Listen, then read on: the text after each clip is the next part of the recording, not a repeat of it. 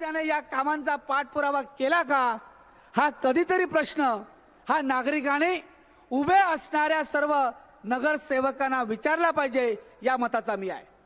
ह्याचं कारण असं आहे की ज्यावेळी आपण लोकांची सेवा करण्यासाठी लोकांचा नगरसेवक म्हणून आपण जर उभे राहणार असाल तर सातत्याने लोकांच्या संपर्कात राहावं लागतं, लोकांच्या सुखदुःखामध्ये सहभाग असावा लागतो। या सर्व गोष्टी आपण कधी या 4 वर्षामध्ये केल्या आहात का, हा प्रश्न स्वतःला विचारला पाहिजे। आणि मग आम्ही जर या ठिकाणी शिवसेना पक्षाच्या माध्यमातून केसरकर साहेबांच्या माध्यमातून या जिल्ह्याचे सुपुत्र, या वेंगुर्ल्याचे सुपुत्र, महाराष्ट्र राज्याचे मंत्री आदरणीय उदय सामंत साहेब हे सुद्धा सातत्याने याच पद्धतीने शिवसेना पक्षाचे माझे पदाधिकारी असतील, वेंगुर्ल्यातलं कुठचंही काम असेल तर ते सातत्याने मंत्रालय स्तरावरती प्राधान्याने करण्याचं काम ते या ठिकाणी करत असतात। मग मला सांगा, गेल्या 4 वर्षामध्ये आम्ही काय केलं, कशा पद्धतीने वेंगुर्ला शहरामध्ये विकास केला, कोणकोणत्या प्रभागामध्ये काय काम केलं, हे आम्ही जनतेला 4 दिवसापूर्वी संपूर्ण नगरपालिका क्षेत्रामध्ये या पद्धतीने एक पुस्तिका काढली आणि मग प्रत्येक प्रभागामध्ये आमचं काम किती कोटीमध्ये आहे ते आम्ही सांगितलं। याच्यामध्ये आमची काय चूक आहे का? जर अशा पद्धतीचं नियोजनबद्ध असं काम जर आम्ही शहरामध्ये केलं असेल, शिवसेना पक्षाच्या माध्यमातून केसरकर साहेबांच्या आशीर्वादाने, आणि जे जे भाग, जे जे क्षेत्र, ज्या ज्या क्षेत्रामध्ये आपल्याला प्रगती करायची आहे, ज्या ज्या क्षेत्रामध्ये आपल्याला निधी द्यायचा आहे, तो निधी देत असताना संबंधित मंत्र्याकडे पाठपुरावा करण्याचं काम हे आम्ही केसरकर साहेबांच्या माध्यमातून केलं आहे। आज मी मगाशीच आदरणीय पालकमंत्री महोदयांची प्रेस कॉन्फरन्स पाहिली। या प्रेस कॉन्फरन्समध्ये पालकमंत्री महोदय बोलले की सचिन वालावलकर सुद्धा सातत्याने कामानिमित्त माझ्याकडे येत असतात आणि ज्या कामांचा ते पाठपुरावा करतात ते काम सुद्धा मी करत असतो। मला खरोखरच मनापासून बरं वाटलं। कोणीतरी राज्याच्या मंत्री महोदयांनी, कोणीतरी या जिल्ह्याच्या पालकमंत्र्यांनी माझं कौतुक केलं आणि त्यांनी सर्वांना सांगितलं की खऱ्या अर्थाने या वेंगुर्ल्या शहरामध्ये जर काम कोण करत असेल तर तो सचिन वालावलकर करतो। ह्याची एक प्रत्यक्ष त्यांनी दखल घेतली, याबद्दल मी त्यांचं मनापासून कौतुक करतो। कारण हे काम करत असताना याच्या मागे दीपक केसरकर साहेब सातत्याने जे जे काम असेल ते काम त्यांच्या लेटर हेडवर त्या ठिकाणी निवेदन घेऊन आम्ही पुढे जात असतो। आमचा ज्या ज्या मंत्री महोदयांकडे गेली 15 वर्ष सातत्याने अशा पद्धतीचे कामं करत असताना मंत्री महोदय असतील, त्यांचे त्या ठिकाणी PS असतील, सेक्रेटरी असतील, सर्व क्षेत्रामध्ये सर्व विभागामध्ये ओळखी असल्यामुळे या ठिकाणी मंत्रालय स्तरावर वेंगुर्ला शहराचं असेल, सावंतवाडीचं असेल, दोडामार्गचं असेल, कोणत्याही तालुक्याचं, कोणत्याही या ठिकाणी भागाचं काम करत असताना केसरकर साहेबांमुळे त्या ठिकाणी आम्हाला अडचण येत नाही। म्हणून सातत्याने अशा पद्धतीचं काम करण्यासाठी आम्ही गेले अनेक वर्ष ही मेहनत करत आहोत। त्याबद्दल मला जास्त काय सांगायचं नाही। सातत्याने एकच गोष्ट जर परत परत नागरिकांना सांगत राहिलो तर त्यांना सुद्धा त्याचा राग येतो।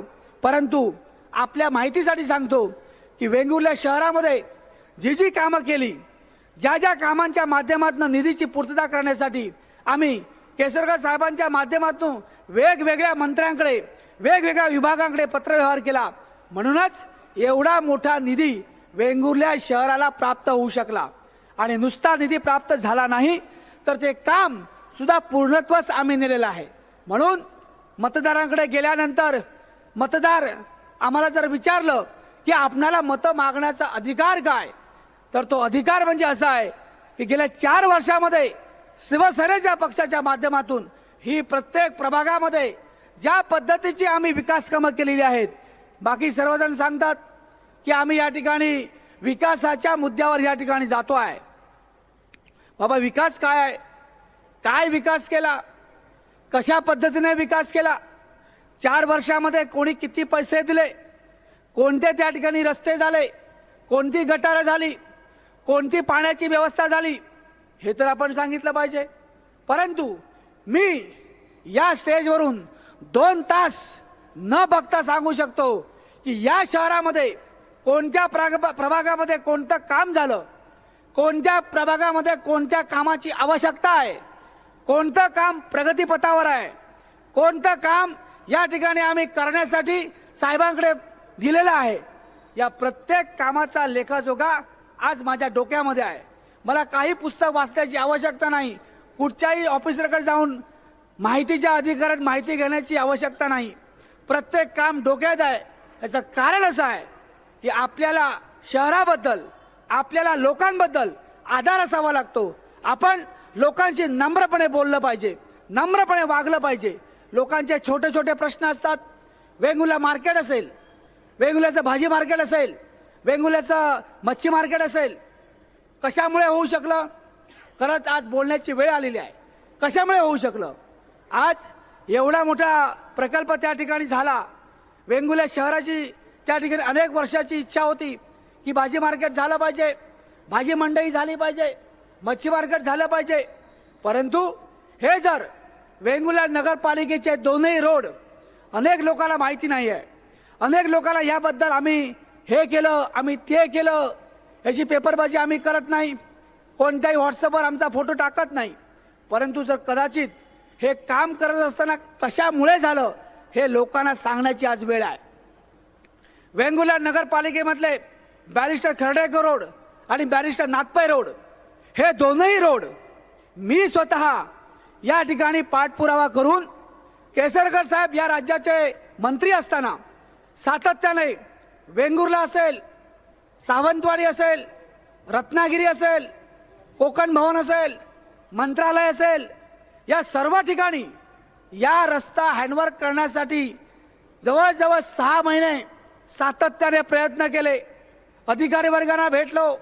ज्या ज्या ठिकाणी अडचणी यायच्या त्या त्या ठिकाणी केसरकर साहेब फोन करायचे. 2 मिनिटात त्या ठिकाणी काम व्हायचं.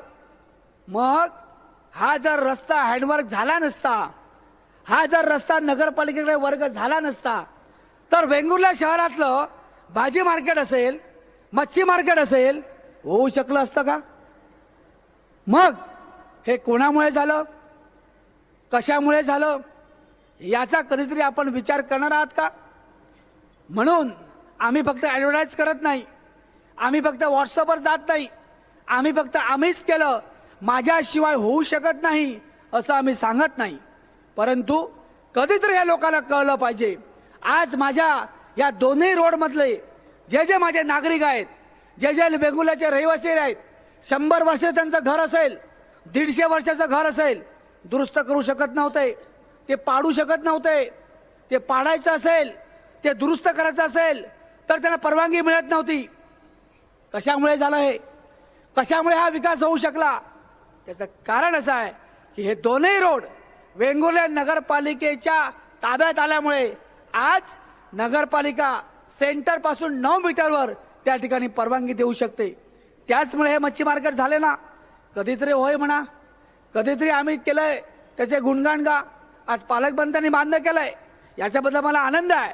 पण जे कार्यकर्ते आपले आहेत, जे आपले पदाधिकारी आहेत, ते कधीतरी सांगणार की नाही मच्छी मार्केटचं उद्घाटन झालं, भव्य दिव्य उद्घाटन झालं, उद्घाटनाला सुद्धा मला बोलवलं नाही, उद्घाटनाला आमचं नाव पण घेतलं नाही. चालेल, आम्हाला त्याबद्दल काही वाईट वाटलं नाही. कारण आम्ही जे काम करतो, आम्ही जे लोकांची सेवा करतो, ती सेवा आम्हाला कोणत्याही मिरवण्यासाठी नको आहे. सातत्याने आपण लोकांसाठी काम केलं पाहिजे, सातत्याने लोकांवरचा आनंद आपण बघितला पाहिजे. या मनोभावे सेवेने केसरकर साहेब या ठिकाणी वागतात आणि तोच वारसा घेऊन आम्ही सातत्याने हे काम करत असतो. परंतु आज खऱ्या अर्थाने वेंगुर्ला नगरपालिकेतील व्यापाऱ्यांचा सुद्धा मी सांगतो, गेल्या अनेक वर्षात 2 वेळा या व्यापाऱ्यांवरती नोटीस बजावली आहे की नाही हे खरं त्यांनी सांगावं. आणि ही नोटीस बजावल्यानंतर माझ्या शहरातल्या व्यापाऱ्यांना आपण त्या ठिकाणी हलवू शकणार नाही, त्यांची दुकानं आपण पाडायची नाहीत, त्यांच्यावर अन्याय होता का म्हणे. म्हणून कोण लढला, कोण मंत्रालयात घेऊन गेला, कोणी त्या ठिकाणी स्थगिती आणली, कोणी केसरकर साहेबांच्या माध्यमातून प्रयत्न केले, कधीतरी सांगा, कधीतरी वेंगुर्लेवासींना कळून दे. वेंगुर्ले वासियांचे छोटे छोटे व्यापारी आज ज्या ठिकाणी भाजी मंडई होती त्या ठिकाणी छोटे छोटे व्यापारी होते. 15 वर्षाची एकदम त्यांना त्या ठिकाणी रक्कम भरायला सांगितली. त्यावेळी तत्कालीन नगरविकास राज्यमंत्री भास्कर जाधव साहेब होते. कोणत्याही आज पक्षामध्ये असो, त्यावेळी मी सर्व व्यापाऱ्यांना मुंबईला घेऊन गेलो. केसरकर साहेबांच्या माध्यमातून त्याला निवेदन दिलं. हजारो रुपयाची त्या ठिकाणी हे आपल्याला मूल्य भरावे लागेल अशा पद्धतीची नोटीस या सगळ्या व्यापाऱ्यांना काढली. कोणी बाबा थांबवलं ते? कोणी ती दिलेली जी रक्कम होती ती शून्यावर आणली? कधीतरी या ठिकाणी सांगा. हे सर्व प्रश्न आम्ही लोकांच्या प्रेमापोटी, लोक या ठिकाणी जे स्वतःचं कष्ट करून या ठिकाणी कमवतात, आपला घाम गाळून या ठिकाणी सातत्याने माझे भाजी मार्केटमधील व्यापारी असतील, भाजी विक्रेते असतील, फूल विक्रेते असतील, त्यांच्या प्रश्नासाठी सातत्याने वेंगुर्ला नगरपालिका असेल, मुख्याधिकारी साहेब असतील, या ठिकाणी प्रशासक म्हणून काम करणारे प्रांतसाहेब असतील, सातत्याने त्यांच्याकडे गेलो. छोटे छोटे प्रश्न असल्यानंतर या प्रश्नावर त्या ठिकाणी त्यांच्याकडून सोडवून घेतले. कधीतरी त्या व्यापाऱ्यांनी आज असणारे आमचे जे अनेक पक्षाचे पदाधिकारी आहेत, कधीतरी त्यांच्यापर्यंत पोहोचले होते का? कधीतरी त्यांचा प्रश्न त्या ठिकाणी सोडवला होता का? कधीतरी विचारा. आज आपण मतदान मागताय, मला मत द्या म्हणून सांगताय. कोणता अधिकार आहे आपल्याला मत मागण्याचा? जे काम आम्ही लोकांसाठी केलं, जे काम ज्या पद्धतीने आम्ही केलं, शिवसेना पक्षाचे माझे सर्व पदाधिकारी, शहर प्रमुख असतील, आमच्या महिला भगिनी असतील, सर्वजण सातत्याने लोकांचा पाण्याचा प्रश्न असेल, लोकांचा गटाराचा प्रश्न असेल, लोकांचा वॉलचा प्रश्न असेल, ओडकोल सारख्या भागामध्ये किती कोटीची कामं केली.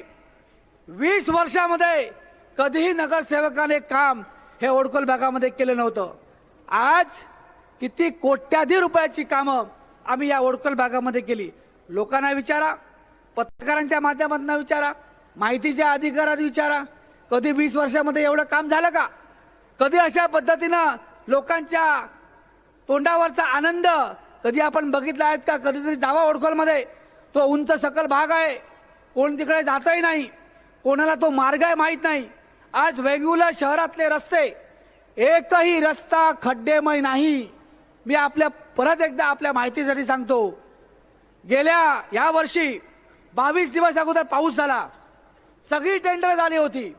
केसरकर साहेबांनी आणि शिंदे साहेबांनी वैशिष्ट्यपूर्णमधून सगळ्या रस्त्यांना पैसे दिले होते. 5.5 कोटी रुपयाचे फंड हा फक्त रस्त्यासाठी होता. मला सांगा, कधीतरी माहितीच्या अधिकारात चांगला उपयोग करा.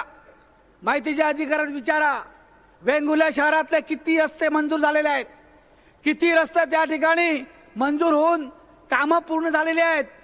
आज सुद्धा रस्त्याचं काम सुरू आहे.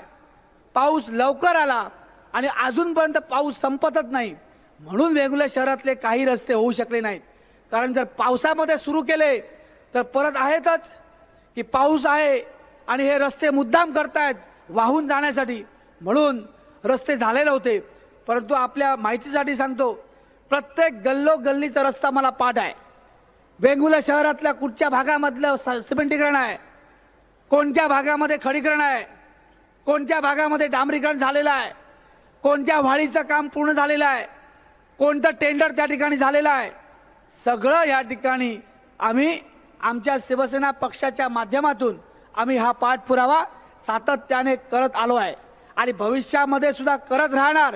याचं कारण असं आहे की आपण सर्वांना खात्री झालेली आहे की वेंगुर्ला नगरपालिकेचा विकास हा केसरकर साहेबांच्या नेतृत्वाखाली शिवसेनेचे पदाधिकारी, शिवसेनेचे असणारे माझे उमेदवार, शिवसेनेचा आमचा असणारा नगराध्यक्षाचा उमेदवार या ठिकाणी प्रचंड मताने निवडून येणार आणि यांच्या मागे आपले सर्वांचे आशीर्वाद आहेत याची मला खात्री आहे.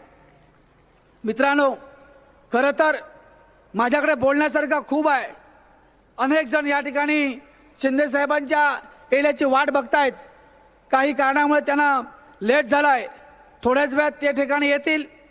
या ठिकाणी केसरकर साहेब सुद्धा या वेंगुर्ला शहरासाठी, या वेंगुर्ल्याच्या बंदरासाठी, कारण काही थोड्या गोष्टी त्यांच्यासाठी राखून ठेवतो. सगळंच जर मी बोललो तर त्या ठिकाणी केसरकर साहेबांना बोलायला काही शिल्लक राहणार नाही. कारण त्यांचं जो विजन आहे ते फार मोठं आहे. त्यांनी जे कामं केली आहेत त्यांचा जो दृष्टिकोन आहे तो फार मोठा आहे. पर्यटनाच्या माध्यमातून ते नेमके काय करणार आहेत, या भागातल्या लोकांना कसा रोजगार देणार आहेत, या ठिकाणी ताज हॉटेल कशा पद्धतीनं पुढचं त्याची आखणी आहे, या ठिकाणी वेंगुर्ला बंदरवर 30 कोटी रुपये जेटीचं काम चालू आहे, ते काम कशा पद्धतीने झाल्यानंतर पुढे त्याचं साहेबांच्या माध्यमातून कोणते आणखीन उद्योग येणार आहेत, या सर्व गोष्टी आपण केसरकर साहेब आपल्या माध्यमातून सांगतील. परंतु तळागाळातल्या कार्यकर्त्याला, तळागाळातील माझ्या नागरिकांना सातत्याने पाण्याचा प्रश्न असेल, नारायण तलाव सारखा भाग, कोणाच्या तरी भाषणामध्ये मी काल ऐकलं कुठच्या तरी प्रेस कॉन्फरन्समध्ये की नारायण तलावाचं काम आम्ही केलंय. बाबांनो सांगा तरी, 10 वर्ष नारायण तलावाकडे कोणी पाहिलं नाही. 10 वर्ष त्या ठिकाणी नारायण तलावाची एवढी झाडी वाढली आहे, कधी तिथे कोण गेला नाही. मग तुम्ही बाबा नेमकं काय केलं? नारायण तलावाच्या कामाच्या संदर्भात मी केसरकर साहेबांना 4 महिन्यापूर्वी सांगितलं की साहेबांना कोणती चुकीचा ब्रीफ करत होतं की त्या ठिकाणी कोर्ट केसेस आहेत, आपण काय करू शकत नाही. परंतु लोकांच्या करता जर काम करायचं असेल, लोकांच्या करता खऱ्या अर्थाने जर त्यांना न्याय द्यायचा असेल, लोकांचा प्रश्न आपल्याला जर सोडवायचा असेल, तर कोणत्याही पद्धतीनं त्या ठिकाणी पुढे आलं पाहिजे. सातत्याने मंत्रालय स्तरावरती मंत्री महोदय असतील, सचिव असतील, यांच्याशी चर्चा करावी लागते आणि हे निर्णय घ्यावे लागतात. म्हणून साहेबांनी त्या ठिकाणी पाणी पुरवठा मंत्र्याकडे बैठक घेतली 4 महिन्यापूर्वी आणि निर्णय केला की आज नारायण तलावाचं काम गेले 10 वर्ष बंद आहे. याच्याकरता किती पैसे लागणार? पहिल्या टप्प्याचं काम 74 लाख रुपयाचं याच मंत्रालयात मी त्याला साक्षीदार आहे. केसरकर साहेब होते, मुख्याधिकारी होते, सर्वांच्या उपस्थितीत त्या ठिकाणी त्या कामाला मंजुरी दिली. 74 लाख मंजूर केले. पहिल्या टप्प्याचं टेंडर झालं, वर्क ऑर्डर झाली. आता दुसऱ्या टप्प्याच्या कामाला सुद्धा केसरकर साहेबांनी खनिकर्म विभागातून जो 22 ते 25 कोटी रुपये हा निधी आपल्याला या ठिकाणी खनिकर्म विभागामार्फत मिळतो, केसरकर साहेबांना मिळतो. कोणतरी मग सांगेल तो राज्य सरकारचा पैसा आहे. शेवटी पैसा हा सरकारचाच असतो. सरकारचा जरी असला तर आम्ही सर्वजण जो टॅक्स भरतो त्याच्यातूनच जमा होतो. हो, पण त्यांच्याकडे जावं लागतं, निवेदन द्यावं लागतं, त्या ठिकाणी काय करायचं आहे ते सांगावं लागतं. उगीच या ठिकाणी घरात बसून, या ठिकाणी नुसतं गाडीमध्ये फिरून, नुसतं मंत्र्यांबरोबर फोटो काढून ही विकास कामं करू शकत नाही. याच्यासाठी जो पाठपुरावा पाहिजे तो आम्ही सातत्याने करतोय. नारायण तलावाचं काम पुढच्या 1 वर्षाच्या टप्प्यामध्ये सुद्धा 2.5 कोटी रुपये देऊन ते पूर्ण करणार आहोत. या मतदारसंघामध्ये आमचे नगराध्यक्ष आणि त्यांचे 4 नगरसेवक येतात. त्यांना मी सांगू इच्छितो की गेली अनेक वर्ष माझा दाभोळचा भाग असेल, माझा गिरपवाडाचा भाग असेल, बंदर रोडचा भाग असेल, या ठिकाणी पाण्याचा प्रवाह कमी आहे. तो फार उंचावटा असल्यामुळे त्या ठिकाणी पाणी जात नाही. परंतु नारायण तलावाचं काम ज्यावेळी पूर्ण होईल त्यावेळी खऱ्या अर्थाने त्या ठिकाणी पाण्याचा प्रश्न हा 100% मिटणार आहे. त्यामुळे अनेक असे प्रश्न माझ्या डोक्यामध्ये आहेत. सर्व बोलायला गेलो तर खूप वेळ होईल, म्हणून आपल्याला जाता जाता एकच सांगतो, वेंगुर्ले वासियांची सेवा करण्याचं, प्रत्येक नागरिकाचा प्रश्न सोडवण्यासाठी आम्ही अहोरात्र या ठिकाणी मेहनत करतो. केसरकर साहेबांचे आशीर्वाद असल्यामुळे मंत्रालय स्तरावर आम्हाला जाता येतं. अनेकांच्या ओळखी होतात. या ओळखींच्या माध्यमातून जी जी कामं समोर येतील ते कामं करण्यासाठी आम्हाला त्याची मेहनत घ्यावी लागते आणि त्याच्यामध्ये आम्ही सक्सेस होतो. त्यामुळे खऱ्या अर्थाने भविष्यामध्ये सुद्धा मला खात्री आहे की माझ्या वेंगुर्ला नगरपालिकेचे नगराध्यक्ष आणि नगरसेवक सर्वजण निवडून येतील आणि निवडून आल्यानंतर त्याच जोमाने आम्ही या वेंगुर्ला शहराचा विकास करणार अशी आपल्याला खात्री देतो आणि मी या ठिकाणी थांबतो. जय हिंद, जय महाराष्ट्र. हॅलो, धन्यवाद साहेब. साहेबांच्या उगवत्या वाणीतनं आपण जी विकास कामं झालेली आहेत ती आपण ऐकली आणि ज्या पद्धतीने पुढे आपण जाणार आहोत ही विकास गंगा घेऊन, ह्या सगळ्याच गोष्टींवर अगदी मुद्देसूद त्यांनी कटाक्ष टाकलेला आहे. एकदा वालावलकर साहेबांसाठी एकदा जोरदार आणि उदंड टाळ्या आपण देऊयात. बोलताना मागाशी ते म्हणाले 2 तास जरी मला इथे उभं करून ठेवलं तरी मी कुठल्याही पेपरवर न बघता या सगळ्या गोष्टींवर कटाक्ष टाकू शकतो असं जेव्हा म्हणू शकतं किंवा जेव्हा ज्या पद्धतीनं कामाची त्यांची प्रेरणा असते, कार्यतत्परता असते जेव्हा आपली, तेव्हाच एखादी व्यक्ती हे बोलू शकतं. आणि आज ते वालावलकर साहेबांच्या माध्यमातून आपण ऐकू शकलो. पुन्हा एकदा जोरदार आणि खणखणीत टाळ्या आपण देऊयात साहेबांसाठी. आणि यासोबतच संपर्क प्रमुख सन्माननीय राजेश मोरे साहेब आपल्याला विनंती करतो की या अनुषंगाने या प्रचार सभेत आपण आपलं मनोगत व्यक्त करावं.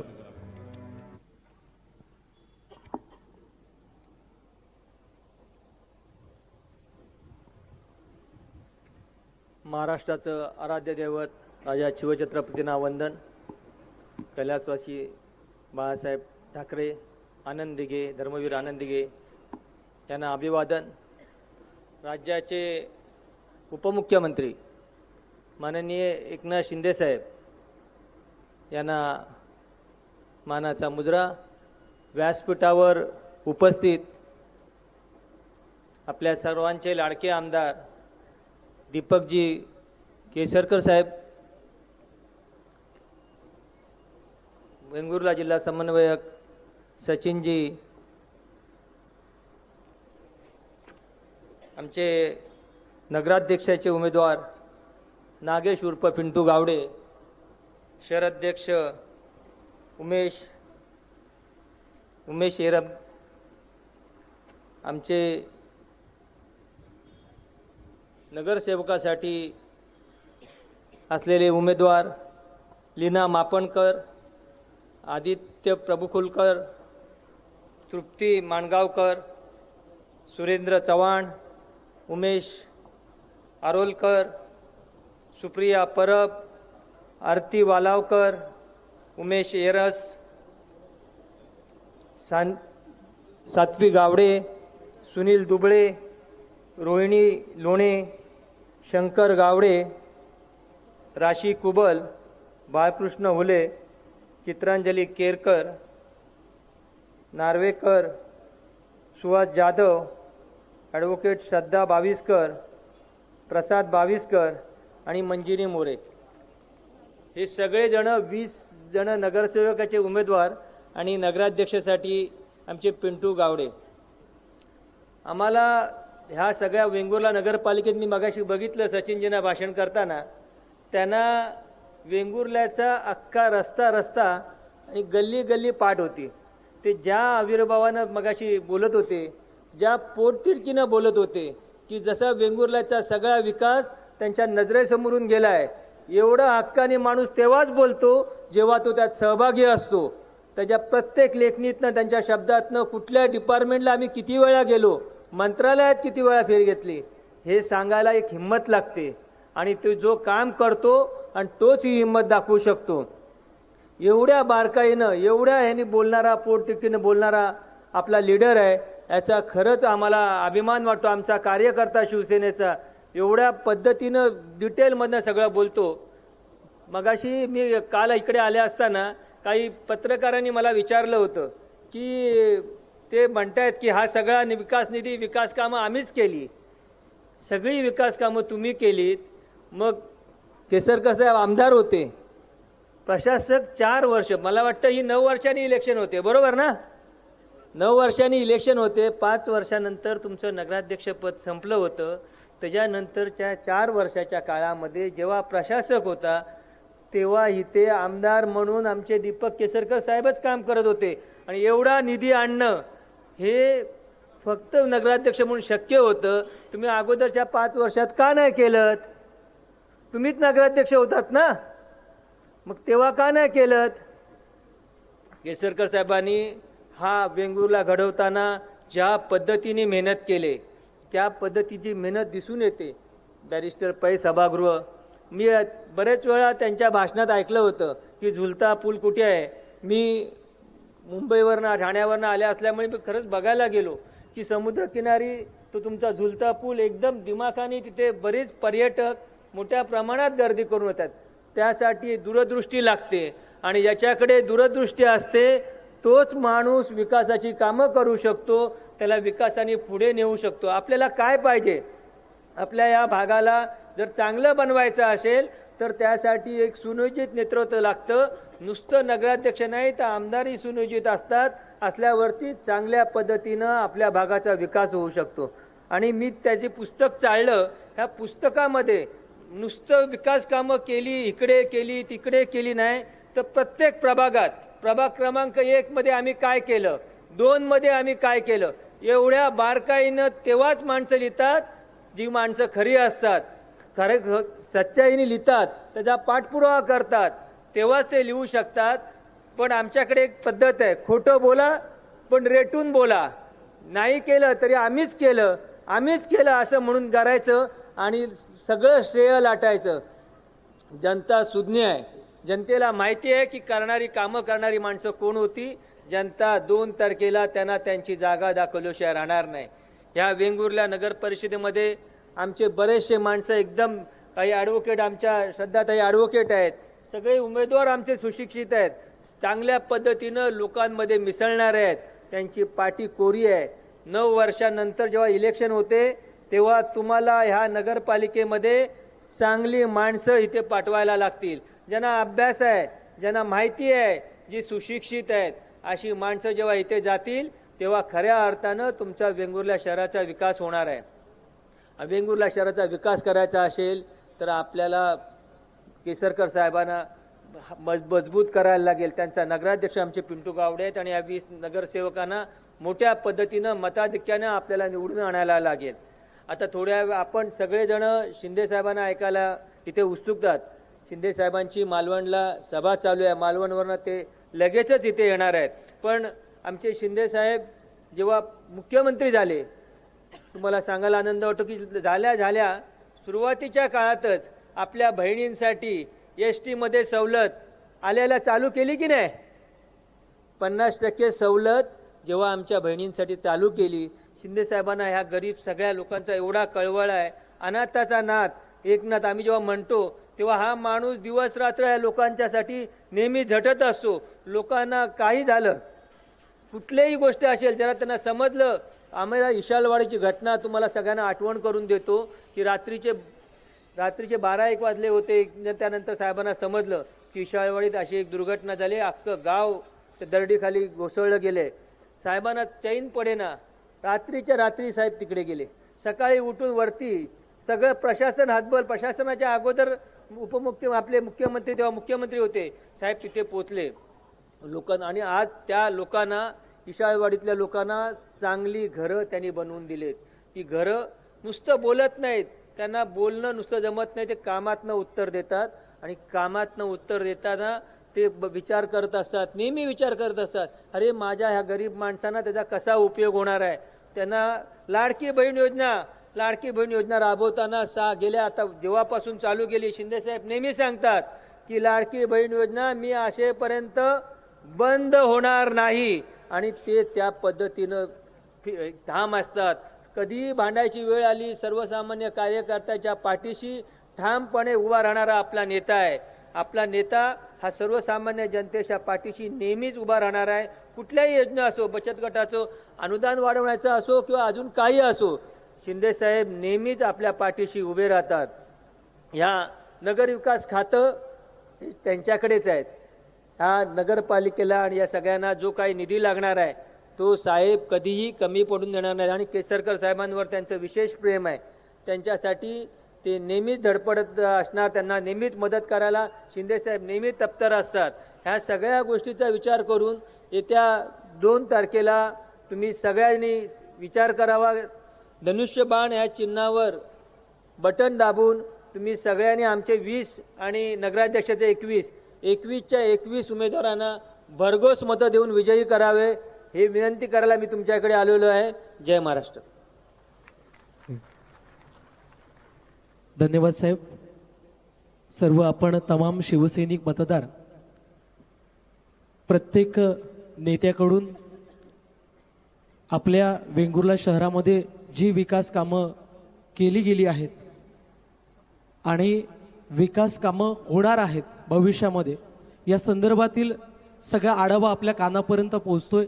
आणि नक्कीच येणाऱ्या निवडणुकीमध्ये ज्यावेळी आपण आपली ही वेंगुर्ले नगर परिषद शिवसेनेच्या हातामध्ये द्याल आणि ती जबाबदारी पेलण्यासाठी नगराध्यक्ष पदाचे उमेदवार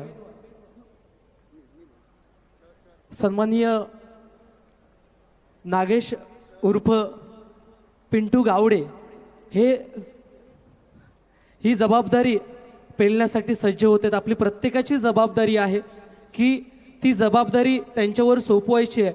या वेंगुर्ला शहरामध्ये विकासगंगा आली आहे, पण भविष्यामध्ये या विकासगंगेचा प्रवाह जर वाढवायचा असेल तर ती जबाबदारी पेलण्याची ताकद ही आपल्या गावडे साहेबांमध्ये आहे आणि ती ताकद त्यांना बळ देण्याचं कार्य आपण आपल्या उद्या येणाऱ्या निवडणुकीमध्ये मतदानामधून करणार आहात अशी अपेक्षा ठेवतोय. आणि यानंतर सन्माननीय उमेश येरम साहेब यांना विनंती करतोय, ते सुद्धा आज नगर परिषदेच्या निवडणुकीमध्ये नगरसेवक पदासाठी उमेदवार म्हणून उभे आहेत. आपण त्यांनाही सहकार्य करणार आहोत, पण त्यांच्या माध्यमातून आपल्या वेंगुर्ले शहरामध्ये विकासाची गंगा कशी येईल हे मनोगतातून आपण ऐकूया. मी उमेश येरम साहेबांना विनंती करतोय की आपण विचारपीठावरती येऊन आपण आपलं मनोगत या ठिकाणी व्यक्त करायचं आहे.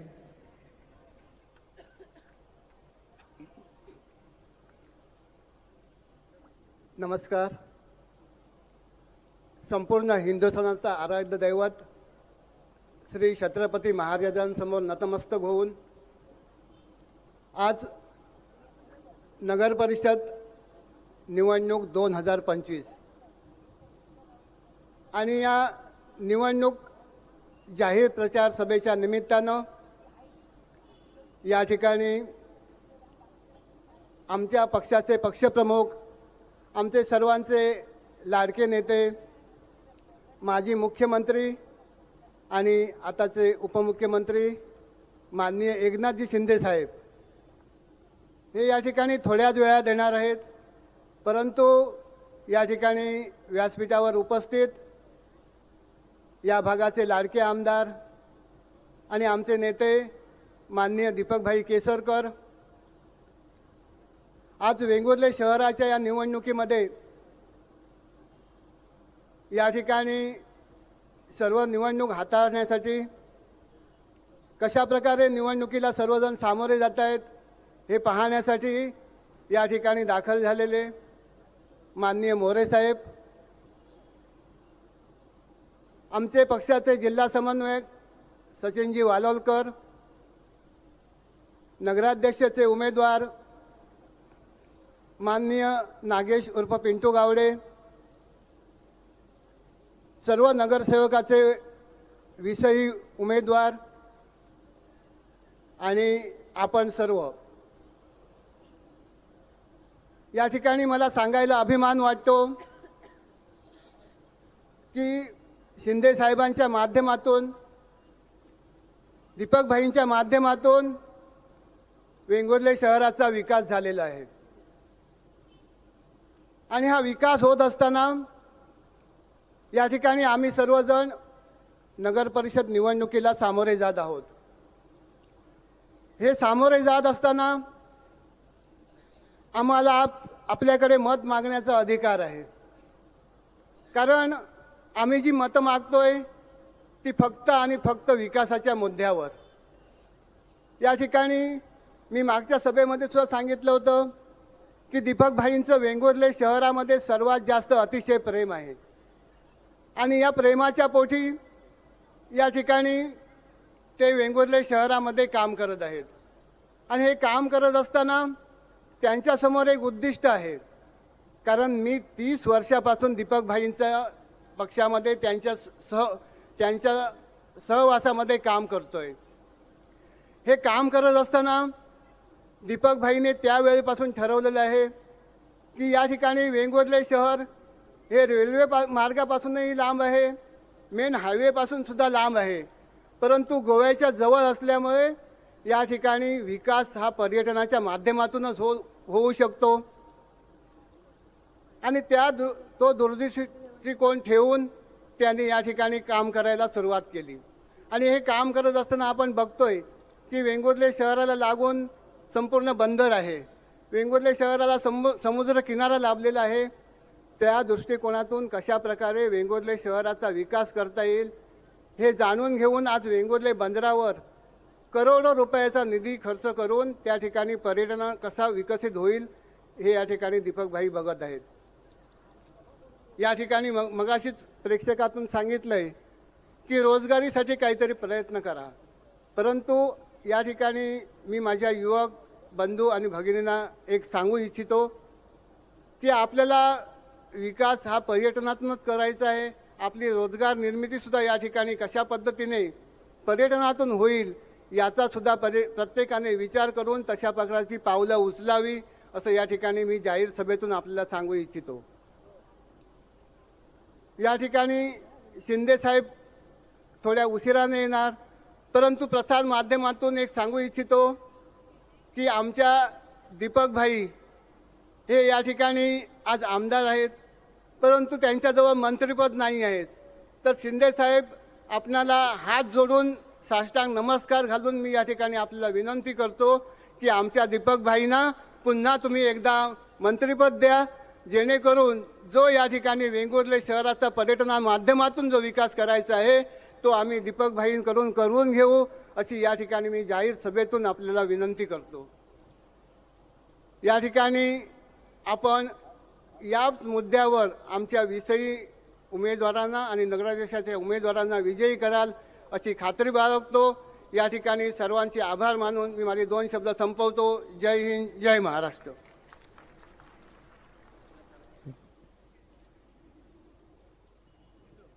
धन्यवाद साहेब.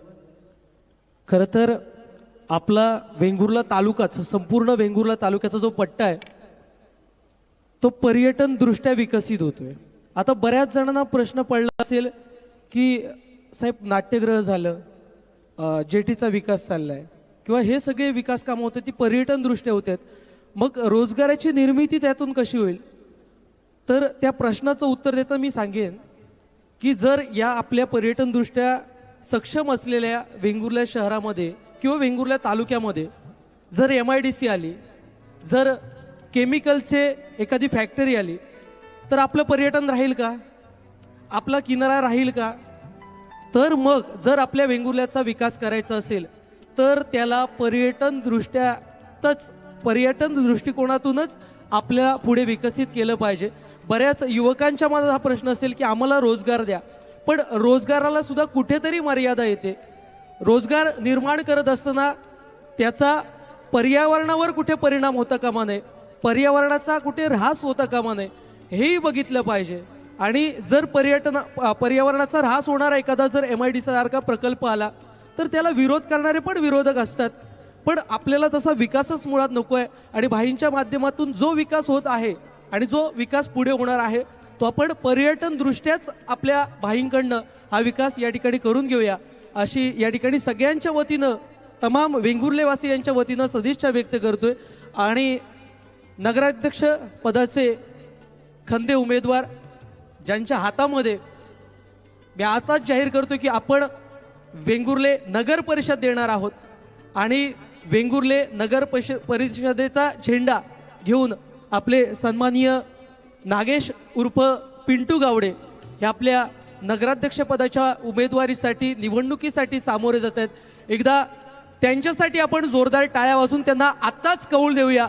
जितक्या तुमच्या टाळ्या वाजतील तितकी समजून जाऊ की वेंगुर्ले नगर परिषद आपल्या ताब्यात आली. एकदा तमाम शिवसेनेकडून, तमाम शिवसैनिकांकडून एकदा जोरदार टाळ्या झाल्या पाहिजेत. मी याच टाळ्यांच्या गजरामध्ये होकार देत मी सन्माननीय गावडे साहेबांना विनंती करतोय यानंतर आपलं मनोगत आपण या ठिकाणी व्यक्त करायचं आहे. त्यापूर्वी मी एक विनंती करतोय, जेवढी आमची जनता आली आहे कृपया सगळ्यांनी आत या. तुम्हाला त्रास होतोय मलाही समजतंय, पण आज तुमच्या जीवावरच मी उभा आहे इथे, त्याच्यामुळं तुमची मला सहकार्य आहे. कृपया सगळ्यांनी कुठेच न जाता शिंदे साहेब येत आहेत, कृपया सगळ्या जनतेने, माझ्या कार्यकर्त्यांनी आणि माझ्या शुभचिंतकांनी कृपया सगळ्यांनी आत या, ही विनंती आहे माझ्याकडून.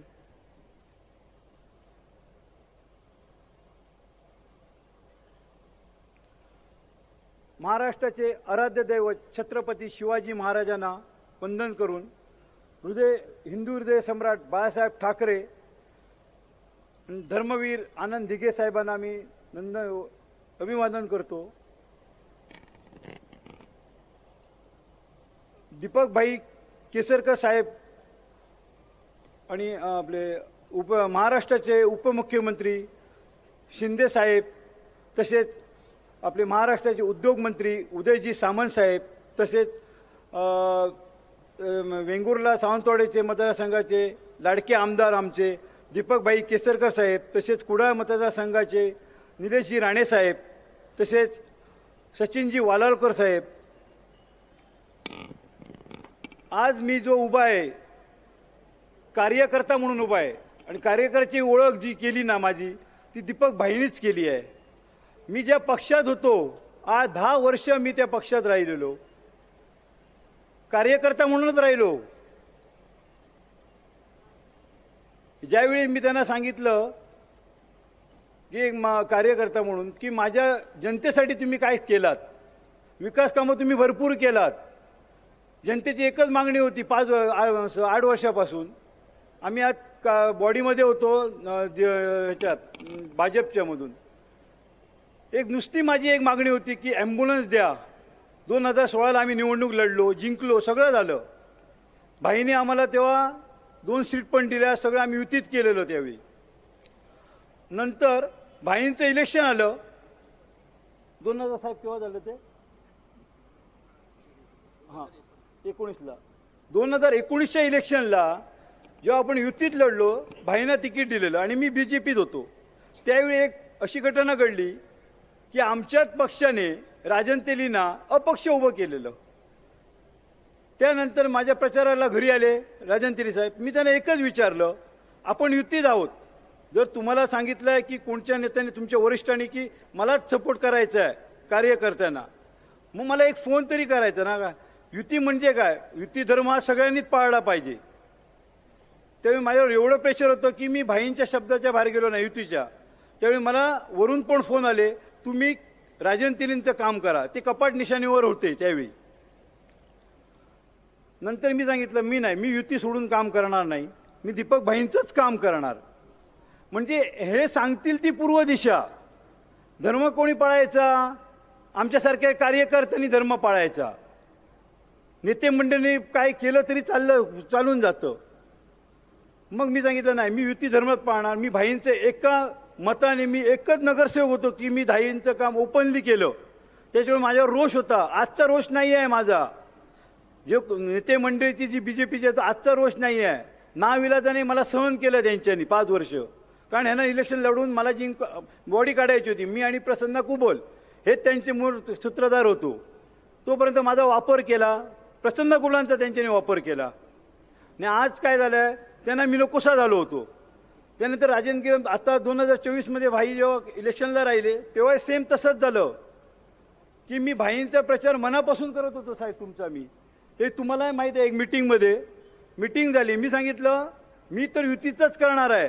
पण त्यानं काय झालं, मी भाईंचा लाडका असल्यामुळे, कारण मी पक्ष म्हणून भाईंकडे कधीच बघितलं नाही आणि भाईंनी माझ्याकडे जसा मी मुलगा आहे तसंच मला सांभाळलं आहे. ज्यावेळी झालं राजन गिरपने इलेक्शनच्या दिवशी, तू एकतर त्या पक्षात जा, मी BJPत होतो, तू त्या पक्षात जा, एवढं जर तुम्हाला भाईंचा पुळका आहे तू त्या पक्षात जा. त्याच्यावरून वाद झाला इलेक्शनच्या वेळी. आणि माझ्या ज्यावेळी होता इलेक्शनला त्यावेळी सगळी कामं आम्ही एकदा म्हणजे BJP म्हणून केली, कार्यकर्ता म्हणून. आणि आज भाईंच्या वेळी त्यांनी मला सांगितलं तू पक्षात जा. आणि परत लावालावी काय केली. माझे जे एक नेते होते BJPचे ते माझे एकदम जवळचे, 15 वर्ष माझे संबंध होते त्यांच्याशी. ज्यावेळी ते इकडे दौऱ्यावर आलेले त्यावेळी मला एका बंद खोलीत घेतलं आणि ह्यांनी माझी कंप्लेंट केली की मी काय, माझे पर्सनल विषय होता राजन गिरप आणि माझा. पण ह्यांच्यानी काय सांगितलं की मी तुमचं नाव घेऊन ह्यांना बदनाम करतोय.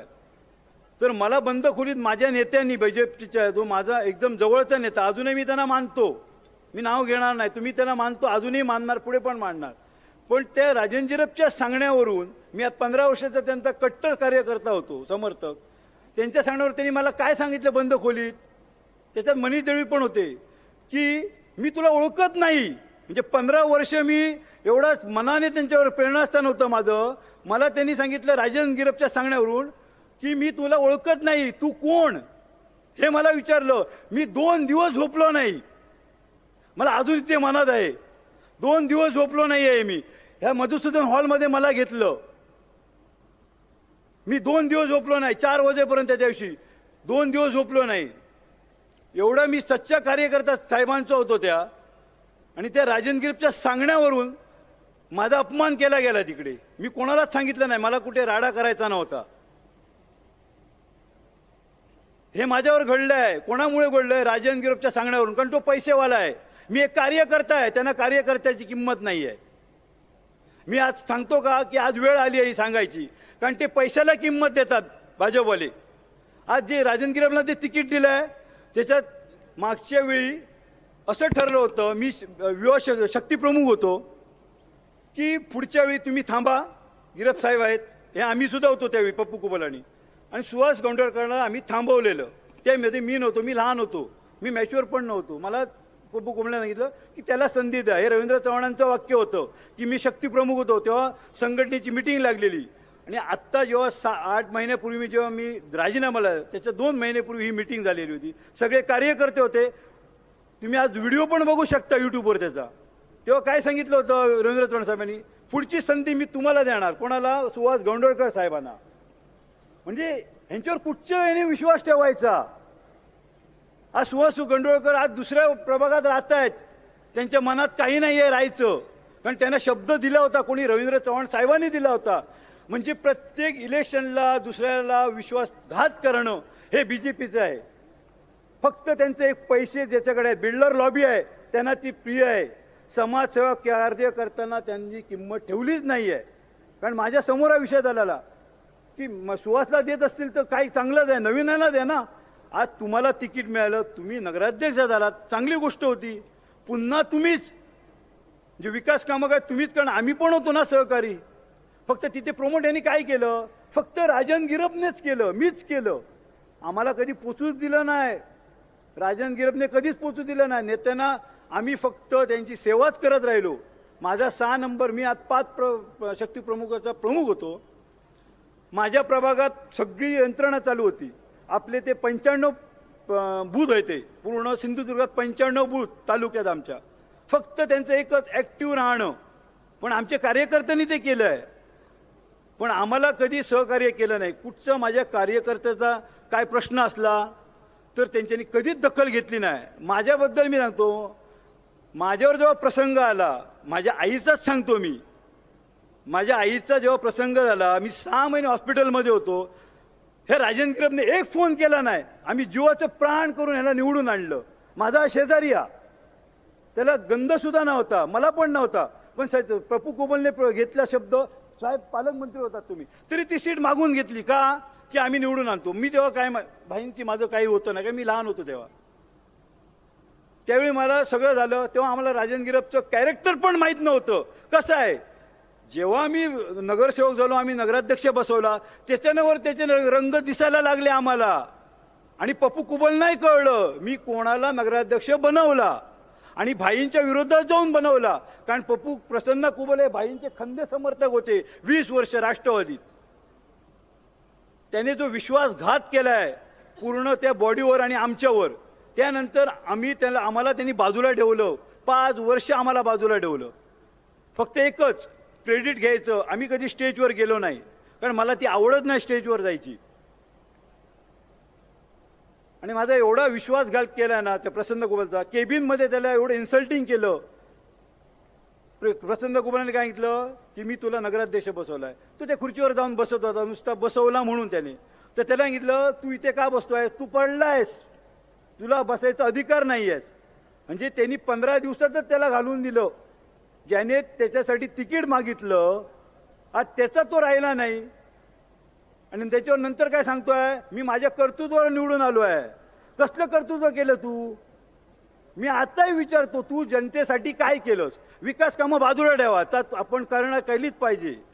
पण आता सांगा, 4 वर्षानंतर कोणाच्या प्रसंगाला तुम्ही गेलात धावून? एक ॲम्ब्युलन्स देऊ शकलात नाही. आता तुम्ही हॉस्पिटलच्या बाता करताय सेंट लूकमध्ये. ह्यावेळी हा प्रश्न केव्हापासून प्रलंबित आहे. एक ॲम्ब्युलन्स तुम्ही दिली नाही हा, आणि फक्त त्यांनी प्रेसमध्ये आपली मोठेपणा केली, जनतेशी सगळं खोटं सांगितलं. त्याला फक्त एक आहे, शोगिरी पाहिजे. फक्त माझं मीच, माझं कुटुंब आणि मी, हाच त्याचा ध्येय आहे. कोणाला आपल्या आज गिरप म्हणून आहेत सगळे आपल्या समाजातले आणि आमच्या गावडीवाडी समाज किंवा सगळीकडे, एकाला तरी त्यांनी कामाला लावलं का? मी एक सांगतो, एकाला कामाला लावलं का? आज तू 5 वर्ष नगराध्यक्ष म्हणून तिथे होतास, एकाला आपुलकीने ते केबिनमध्ये बसवलंस का? हे तुम्हीच मला सांगा. एका नगरवासिकाला त्यांनी एसी चालू करून तो बसतोय. एकाला तरी बाबा बस कधी त्यांनी विचारलं का? विकास कामावर सोडा, जो तुला ज्याने निवडून आणलं त्याची किंमत तू ठेवलीच नाही. आणि आज तू त्यांच्याकडे जातोयस आणि मतं मागतोयस. कशाने मागतोय? त्याच्याकडे सहानुभूती नाही आहे, त्याला माहीत आहे. माझं जर मी असं बोलत असेल ना, ते समोर त्याला आणा, माझ्या समोर त्यांना उभा करा. मी त्याला उत्तर देतो, त्यांनी माझी उत्तरं द्यावी. प्रत्येक वेळी तिने राजकारण केलं. माझ्या बाबतीत सांगतो, नंतर मी त्याला नको होतो. कारण काय, जर नगराध्यक्ष जर पडलं तर पिंटूला क्लेम लागणार. त्याची ही तयारी 4 वर्षापासून चालू आहे, मला पक्षातून बाहेर काढायची. पण माझे वरिष्ठ, माझे जे कोण मित्रमंडळी आहे, पप्पू कोमलला मी शब्द दिला, तू असेपर्यंत मी बाहेर पडणार नाही. ज्या दिवशी पप्पू कोमलचं हे झालं, कारण हॉस्पिटलमध्ये तो आलेच नाही कोण, कारण त्याला एवढा त्रास दिलाय, 8 वर्षात त्याला छळलंय त्याने. आज इलेक्शनला त्यांचं नाव घेणं, आज वर तो बिचारा गेलाय, माझा मित्र वरून बघत असेल. आज माझं काय करतायत? पाहिजे तर माझ्या ताईंना विचारा, स्नेहताईंना. आज त्यांच्या समोर घ्या ना प्रेस, मी म्हणतो जाऊन त्यांना आणा ना स्टेजवर तुम्ही. ती पण जिल्हाध्यक्ष होती ना महिला, मग ती का नाही आज तुमच्यासोबत? तुम्ही कुठच्या प्रसंगाला होता त्यांच्यासोबत? आज भाजप जी आली आहे ती आमच्या टीममुळे दिसली आहे.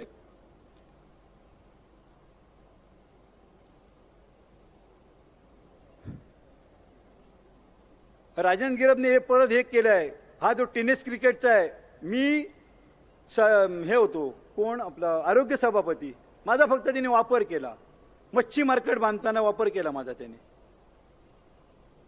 सगळ्यांबरोबर बसायचा, सगळं करायचा आणि मला सांगायचा नाही तूच करतोयस.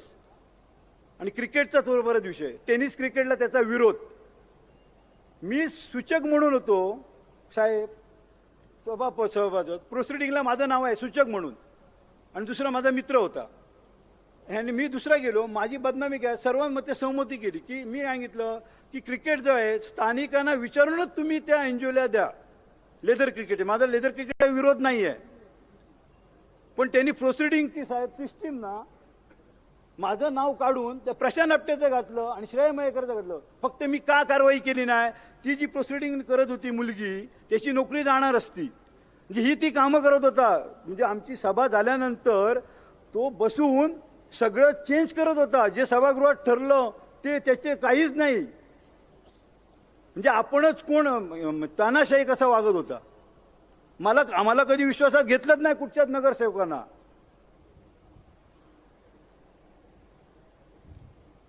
आणि मी एकच सांगतो की मी आज सेवा करण्यासाठी तुमच्या समोर आलेलो आहे. मला एक सेवा करण्याची संधी द्या. आणि माझी पोचपावती असेल एकच की जी 2 तारीखला आपली निवडणूक होणार आहे, धनुष्यबाणाच्या बटन समोर दाबून माझी पोचपावती तुम्हाला द्यायची आहे माझ्या कार्याची. एवढंच सांगतो. आणि सगळे 20 नवे उमेदवार जे दिले आहेत ते माझ्यासारखे सगळे कार्यकर्ते आहेत. कोणाच्या वशिल्यावर दिलेले नाहीत, कोणाच्या ह्याने दिलेले नाहीत. फक्त एक आहे, तेवढी आमची विनंती आहे की 2 तारीखला आम्हाला विजयी करा. हे तुमच्या हातात आहे. हॅलो, धन्यवाद गावडे साहेब. खऱ्या अर्थानं त्यांच्या मनात ज्या गोष्टी होत्या आणि त्यांना ज्या जनतेपर्यंत पोचवायच्या होत्या त्यांनी दिलखुलासपणे तुमच्यापर्यंत पोचवल्या. ज्या ज्या गोष्टी त्यांच्याबद्दल घडल्या त्या सांगण्याचा त्यांनी प्रयत्न केला. आणि कशा पद्धतीनं पुढे विकास करणार आहोत या सगळ्यात तुमच्या सगळ्यांच्या साथीनं हे वेंगुर्ला अजून चांगलं सुजलाम सुफलाम होईल या दृष्टिकोनातनं जे प्रयत्न होणार आहेत त्या संदर्भात देखील ते बोलले. गावडे साहेबांसाठी पुनश्च एकदा जोरदार खणखणीत टाळ्या. साहेब, हे तुमच्याबद्दलचं असलेलं प्रेम आहे, आपुलकी आहे, जिव्हाळा आहे आणि हा जिव्हाळा 2 तारीखपर्यंत असाच राहील आणि पुढील येणाऱ्या काळात हा जिव्हाळा आपल्याला जपायचा आहे. त्यामुळे रामेश्वराचा आशीर्वाद तुमच्या सोबत आहे आणि ज्यांची आपण वाट बघत आहोत ते पुढच्या काही क्षणांमध्ये या ठिकाणी पोहोचणार आहेत. त्यांचं आपण मनोगत देखील ऐकणार आहोत. तत्पूर्वी गेली सलग 15 वर्ष आपल्यासोबत जे नेतृत्व आहे असं आपल्या सर्वांचं लाडकं नेतृत्व वैभव माफ करा दोडामार्ग सावंतवाडी आणि वेंगुर्ला मतदारसंघाचे आपले सगळ्यांचे लाडके नेते सन्माननीय दीपकभाई केसरकर आपल्याला विनंती करेन की या अनुषंगानं आपण आपलं मनोगत व्यक्त करावं.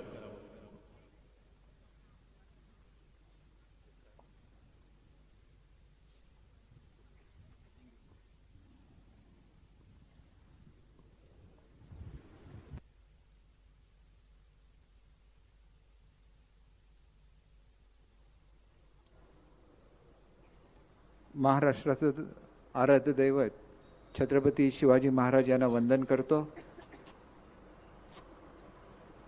शिवसेनेचे सेनाप्रमुख हिंदू हृदय सम्राट बाळासाहेब ठाकरे यांना वंदन करतो. धर्मवीर आनंदजी दिघे साहेबांना वंदन करतो. त्याचबरोबर आमचे मुख्य नेते एकनाथजी शिंदे यांना मानाचा मुजरा करून मी माझे 2 शब्द आपल्याला सांगतो. या ठिकाणी उपस्थित असलेले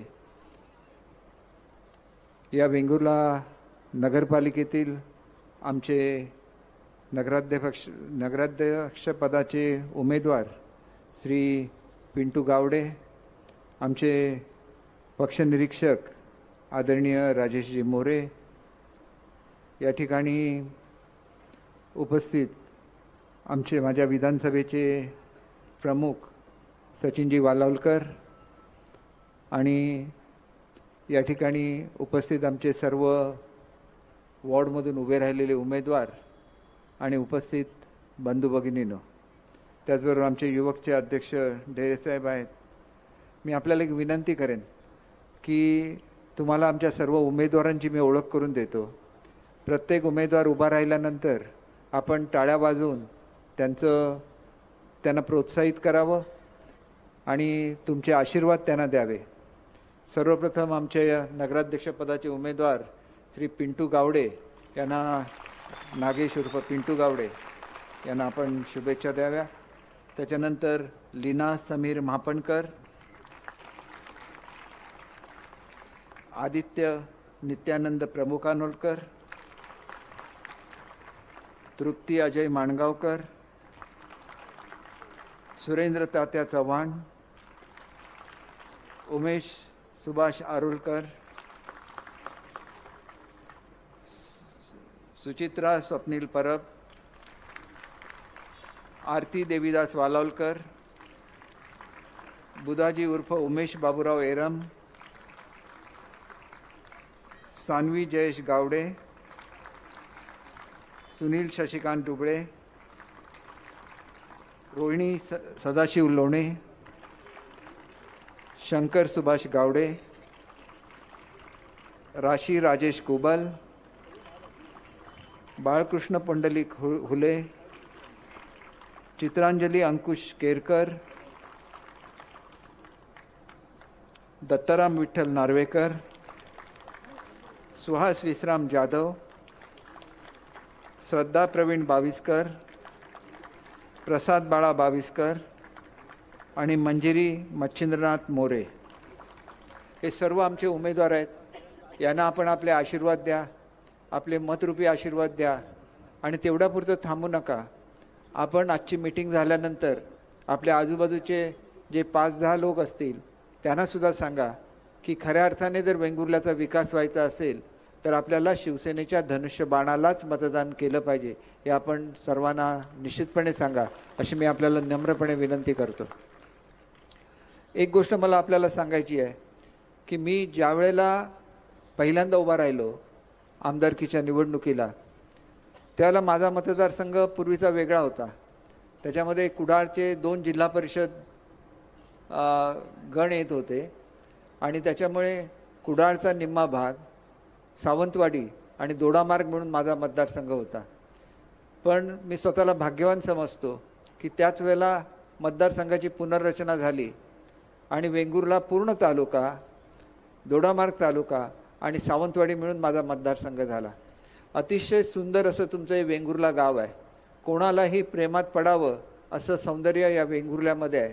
सुंदर समुद्रकिनारे आहेत, उत्कृष्ट आंब्याच्या बागा आहेत, या ठिकाणची लोक अतिशय प्रेमळ आहेत आणि ह्या वेंगुर्ल्याला ऐतिहासिक वारसासुद्धा लाभलेला आहे. बॅरिस्टर नाथपैंचं हे जन्मगाव आहे आणि त्याच्यामुळे बॅरिस्टर नाथपैंची पुण्याईसुद्धा या गावाबरोबर आहे. आपण जी नोट वापरतो या नोटीवर गव्हर्नरची सही असते. तसे BN आडरकर नावाचे रिझर्व्ह बँकेचे गव्हर्नर हे सुद्धा वेंगुर्ल्याचे सुपुत्र आहेत आणि त्याच्यामुळे आपल्याला लक्षात घेतलं पाहिजे की वेंगुर्ला ही नररत्नांची खाण आहे. आपले मंगेश पाडगावकर साहेब हे सुद्धा वेंगुर्ल्याचे सुपुत्र आहेत. अनेक लोकांची नावं आपल्याला घेता येतील. त्याच्यामुळे वेंगुर्ला शहराचा कसा विकास व्हावा तो आपण पूर्वीचा काळ वापरून आठवून बघा आणि आताचा काळ बघा की वेंगुर्ल्याला साधी पंचायत समितीची इमारत नव्हती. वेंगुर्ल्याचं तहसीलदार ऑफिस जुन्या त्यांच्या ऑफिसमध्ये पोलीस स्टेशनच्या शेजारी होतं. या ठिकाणी हॉस्पिटल नव्हतं. कॅन्डी नावाची डिस्पेन्सरी होती ज्याच्यामध्ये तुम्ही सर्वजण उपचारासाठी जात होता. आज या ठिकाणी भव्य अशी पंचायत समितीची इमारत झालेली आहे. भव्य अशी तहसीलदार ऑफिसची इमारत झालेली आहे. या ठिकाणी भव्य असं हॉस्पिटल साकार झालेलं आहे. हे सगळं काळाच्या ओघात घडत गेलं आणि म्हणून मला आपल्याला एवढंच सांगायचं आहे की अनेक जे उपक्रम वेंगुर्ला तालुक्यामध्ये तयार झाले हे पूर्वीपासून मी मंजूर करून घेतलेले होते. उदाहरणार्थ आपलं मच्छी मार्केट आहे, NFDBच्या योजनेअंतर्गत ते मंजूर करून घेतलेलं होतं. त्याच्यामध्ये त्याच्या एंट्रीचे वगैरे काही अडचणी होत्या, त्याच्यामुळे त्याचं काम पूर्ण झालेलं नव्हतं. म्हणून नंतरच्या काळात हे काम पूर्ण झालं. ज्या गोष्टीचा उल्लेख सचिन वालावलकरनी केला की तुमचा जो हायवे आहे हा जर डिनोटिफाय केला नसता तर वेंगुर्ल्यामध्ये आज जे मोठे मोठे प्रकल्प दिसतात याच्यापैकी एकही प्रकल्प होऊ शकला नसता. आपलं भाजी मार्केट होऊ शकलं नसतं, आपलं फिश मार्केट होऊ शकलं नसतं, आपल्या नगरपालिकेचं जे एक्सटेन्शन झालं आहे ते होऊ शकलं नसतं. तर ह्या सगळ्या गोष्टीसाठी एक दूरदृष्टी लागते. आपल्याला परिश्रम घ्यायला लागतात आणि परिश्रम घेतल्यानंतर मला माहिती आहे की ज्यावेळेला वेंगुर्ल्यामध्ये एक मोठी दंगल झाली त्यावेळेला तुम्ही माझे 17 पैकी 14 उमेदवार निवडून दिलेले होते. परंतु त्याच्यानंतर माझ्या लक्षात आलं की ते आपापसातच भांडायला लागले आणि त्यांच्यामध्ये फूट पडली आणि इथं दुसऱ्या पक्षाची सत्ता स्थापन झाली. आणि म्हणून आता पुन्हा एकदा आपली सत्ता या शहरावर आणायची आहे. कारण अनेक जे उपक्रम या शहरामध्ये राबवले त्याच्यामध्ये आपलं भाजी मार्केट आहे, फिश मार्केट आहे, पाणी पुरवठा योजनेला जवळजवळ 7.5 कोटी रुपये मी मंजूर करून दिले. कारण आपल्या धरणाची उंची कमी होती आणि त्याच्यामुळे तुम्हाला पुरेसं पाणी शहराला उपलब्ध होत नव्हतं. ज्यावेळेला ह्या धरणाचं काम सुरू होतं त्यावेळेला वेंगुर्ल्यामध्ये फार मोठं शॉर्टेज निर्माण झालं. त्यावेळेला मी स्वतः इथं पोकलेन पाठवले, मोठ्या मोठ्या मशिनरी पाठवल्या, त्या धरणामध्ये खोदाई केली आणि वेंगुर्लाकर पाण्यापासून वंचित होणार नाही असं बघितलं. हा सगळा खर्च मी स्वतः केलेला होता, स्वतःच्या माध्यमातून केलेला होता. आणि त्याच्यामुळे असं कुठलंही नाही की तुमची कुठलीही छोटी छोटी अडचण असेल तरी माझं त्याच्यावर बारीक लक्ष असतं. वरच्यावर मी इथं येऊ शकलो नाही तरी पण वेंगुर्ल्याचा विकास हा कसा थांबणार नाही हे मी सातत्याने बघितलेलं आहे. याच्यानंतर आपले जे जुने पाईप झालेले होते हे बदलण्यासाठी 4 कोटी रुपये मंजूर करून आणले. मधुसूदन कालेलकर सभागृहाचं काम अपूर्ण होतं कारण त्याला मुख्यमंत्री महोदयांनी निधी दिला होता पण निधी अपुरा होता. म्हणून पालकमंत्री म्हणून मी 2.5 कोटी रुपये हे सभागृहासाठी दिले. त्याच्यानंतर मच्छी मार्केटचं काम अपूर्ण होतं त्याला त्यांना 1 कोटी रुपये दिले. संपूर्ण शहरामध्ये पथदिवे लावले जवळजवळ 2,60,00,000 रुपये खर्च करून. अत्याधुनिक असे दिवे तुमच्या संपूर्ण शहरामध्ये आहेत आणि ते सगळे पैसे मी राज्य शासनाकडून दिलेले होते. तिलारीचं पाणी वेंगुर्ल्यापर्यंत पोहोचवण्यासाठी 200 कोटी रुपयाची योजना राबवली.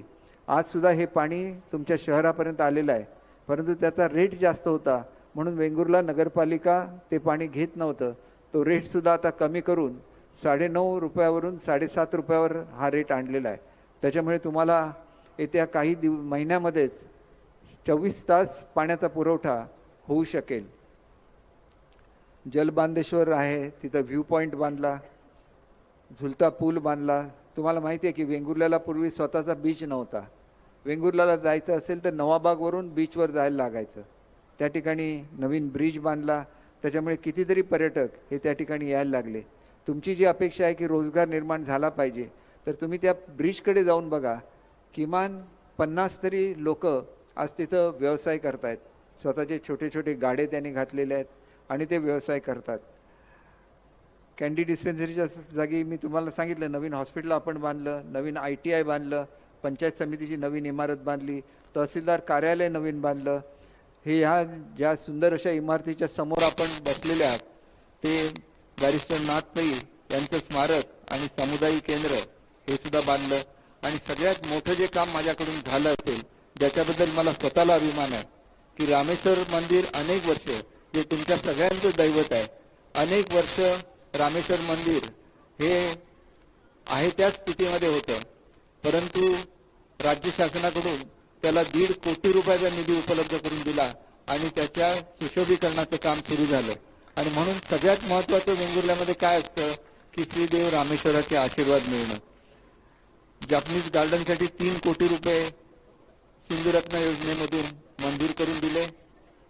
त्याच्यानंतर मांडवी जलक्रीडा केंद्रासाठी 1 कोटी रुपये मंजूर करून दिले. समुद्राच्या शेजारी नवीन ब्रिजसाठी 12 कोटी रुपये हे सुद्धा सिंधुरत्नमधून दिलेले आहेत. परंतु त्याची CRZची परमिशन यायची असल्यामुळे याचं काम अद्याप सुरू झालेलं नाहीये. सर्वात महत्त्वाचा जो प्रकल्प जो वेंगुर्ल्यामध्ये येणार आहे, इथं आपण एक धूप प्रतिबंधक बंधारा दिला, त्याची किंमत 22 कोटी रुपये. फिशिंग विलेजसाठी 3.5 कोटी रुपये. नवाबागला होणारा फिशिंग विलेज हे भारतातला पहिला फिशिंग विलेजचा प्रकल्प आहे. गवडीवाड्याची लोक अनेक वर्ष त्यांच्या हक्काच्या जमिनीपासून वंचित होती. खूप प्रयत्न करून त्यांना त्यांच्या हक्काची जमीन मिळवून दिली. हे सगळं करत असताना वेंगुर्ल्याबद्दल नेहमी आत्मीयता राहिलेली आहे. आणि त्याच्यामुळे तुम्ही जे मगाशी बोलत होता आणि इथे जे निवेदक होते ते तुमच्यापर्यंत गेले आणि माझ्या काही महिला भगिनींनी सांगितलं की इथं रोजगार निर्माण झाला पाहिजे आणि तो रोजगार निर्माण व्हावा म्हणून तुमचं जे फळ संशोधन केंद्र आहे याच्यामध्ये आपण इको टुरिझम व्हिलेज टुरिझमचा प्रोजेक्ट केलेला आहे आणि लवकरच तो प्रोजेक्ट ज्याला सुरू होईल त्याला मोठ्या प्रमाणात पर्यटक इथे येतील. पण सर्वात मोठा जो प्रोजेक्ट तुमच्या वेंगुर्ल्यामध्ये होणार आहे तो पाणबुडीचा प्रकल्प आहे. आणि ह्या ज्या पाणबुडी आहे ही भारतातली पहिली पाणबुडी ही वेंगुर्ला शहरामध्ये येणार आहे आणि त्याच्यानंतर तुमचं शहराचं नाव हे संपूर्ण भारतामध्ये ओळखलं जाणार आहे. आणि म्हणून मला आपल्याला एवढंच सांगायचं आहे की त्या पाणबुडीवर जाण्यासाठी चांगली जेटी पाहिजे, म्हणून 30 कोटी रुपयाचं जेटीचं काम हे त्या ठिकाणी वेंगुर्ला बंदरावर सुरू आहे. तुम्ही कोणी जर जाऊन बघितलं तर अतिशय सुंदर अशी जेटी त्या ठिकाणी उभी राहते. वेंगुर्ल्याला जे लाईट हाऊस आहे तिथं जाणाऱ्या रस्त्याचं सुशोभीकरण केलं, तिथं लाईट्स लावले, आपल्या नारायण तलावाच्या दुरुस्तीसाठी पैसे निधी उपलब्ध करून दिला. अनेक कामं या शहरासाठी केलेली आहेत. पण एवढी सगळी मेहनत घेतल्यानंतर मी एक साधी अपेक्षा केली की एवढा विकास वेंगुर्ल्याचा झालेला आहे तर मग वेंगुर्ला वासियांनी आमच्या शिवसेनेच्या धनुष्यबाणाला निश्चितपणे निवडून दिलं पाहिजे. हा सर्व मोठा निधी हा एकनाथ शिंदे साहेबांनी नगरविकास खात्याचे मंत्री म्हणून आपल्याला मंजूर करून दिलेला आहे. म्हणून माझी विनंती एकच आहे की तुम्ही आता जवळजवळ 4 तास तरी इथं बसलेला आहात. तुम्ही निश्चितपणे कंटाळलेले असणार, परंतु एकनाथ शिंदे साहेब येईपर्यंत आपण थांबा, जेणेकरून आपल्याला एक 5 ते 10 मिनिटांमध्ये ते इथे येणार आहेत. ज्या माणसाने आपल्यासाठी लाडकी बहीण योजना दिली, बऱ्याचशा बहिणी उठून गेलेल्या आहेत. भावाची वाट बघत तरी थांबलं पाहिजे, भाऊ थोडा उशीर आला तर, कारण त्यांच्याकडून पेमेंट येताना वेळेवर येतं, परंतु ते स्वतः लेट येत असले तर थोडा वेळ वाट बघायला काय हरकत नाही. आणि मला इथली मीटिंग करून सावंतवाडीच्या मीटिंगला सुद्धा जायचं आहे. त्याच्यामुळे एकनाथ शिंदे साहेब आल्यानंतर ते भाषण करतील, परंतु मला पुढे जाऊन सावंतवाडीच्या सभेला संबोधित केलं पाहिजे. कारण सगळ्यात कठीण लढाई तिथे असेल तर ती सावंतवाडी शहरामध्ये आहे. एवढा त्यांनी जोर लावलाय, पैशाचा अक्षरशः पाऊस पाडलेला आहे सावंतवाडी शहरात. कशासाठी? तर आमदारांचा कुठेतरी कमीपणा करायचा म्हणून त्यांचे प्रयत्न चालू आहेत. आणि वेंगुर्ल्यामध्ये सुद्धा तेच आहे. आणि मी तुम्हाला सांगू इच्छितो की मी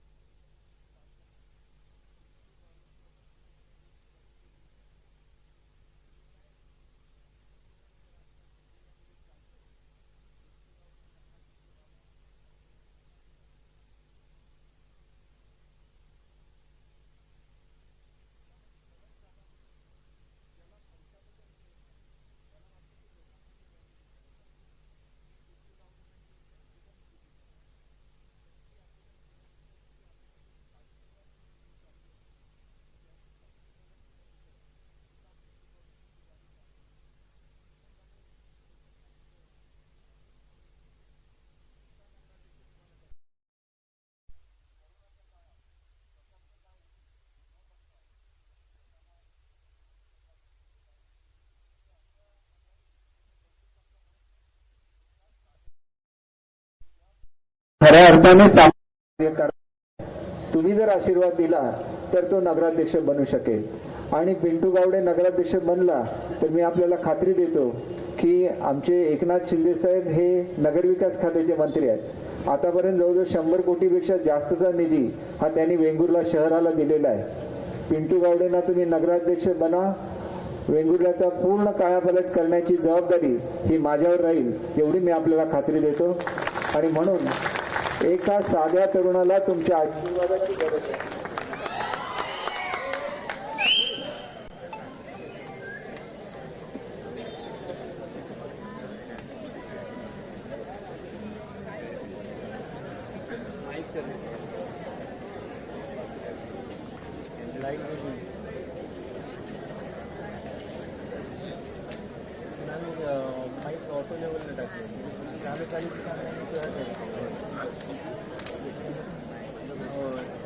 चालू केल्याने ती सांग करूया.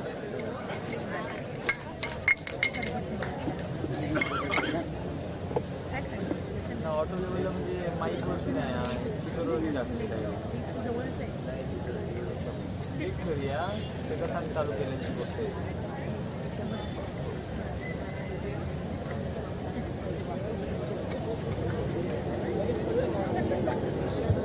एका तरुणाला तुमच्या आशीर्वादाची गरज आहे आणि आशीर्वाद दिलात तर हा चमत्कार घडू शकतो.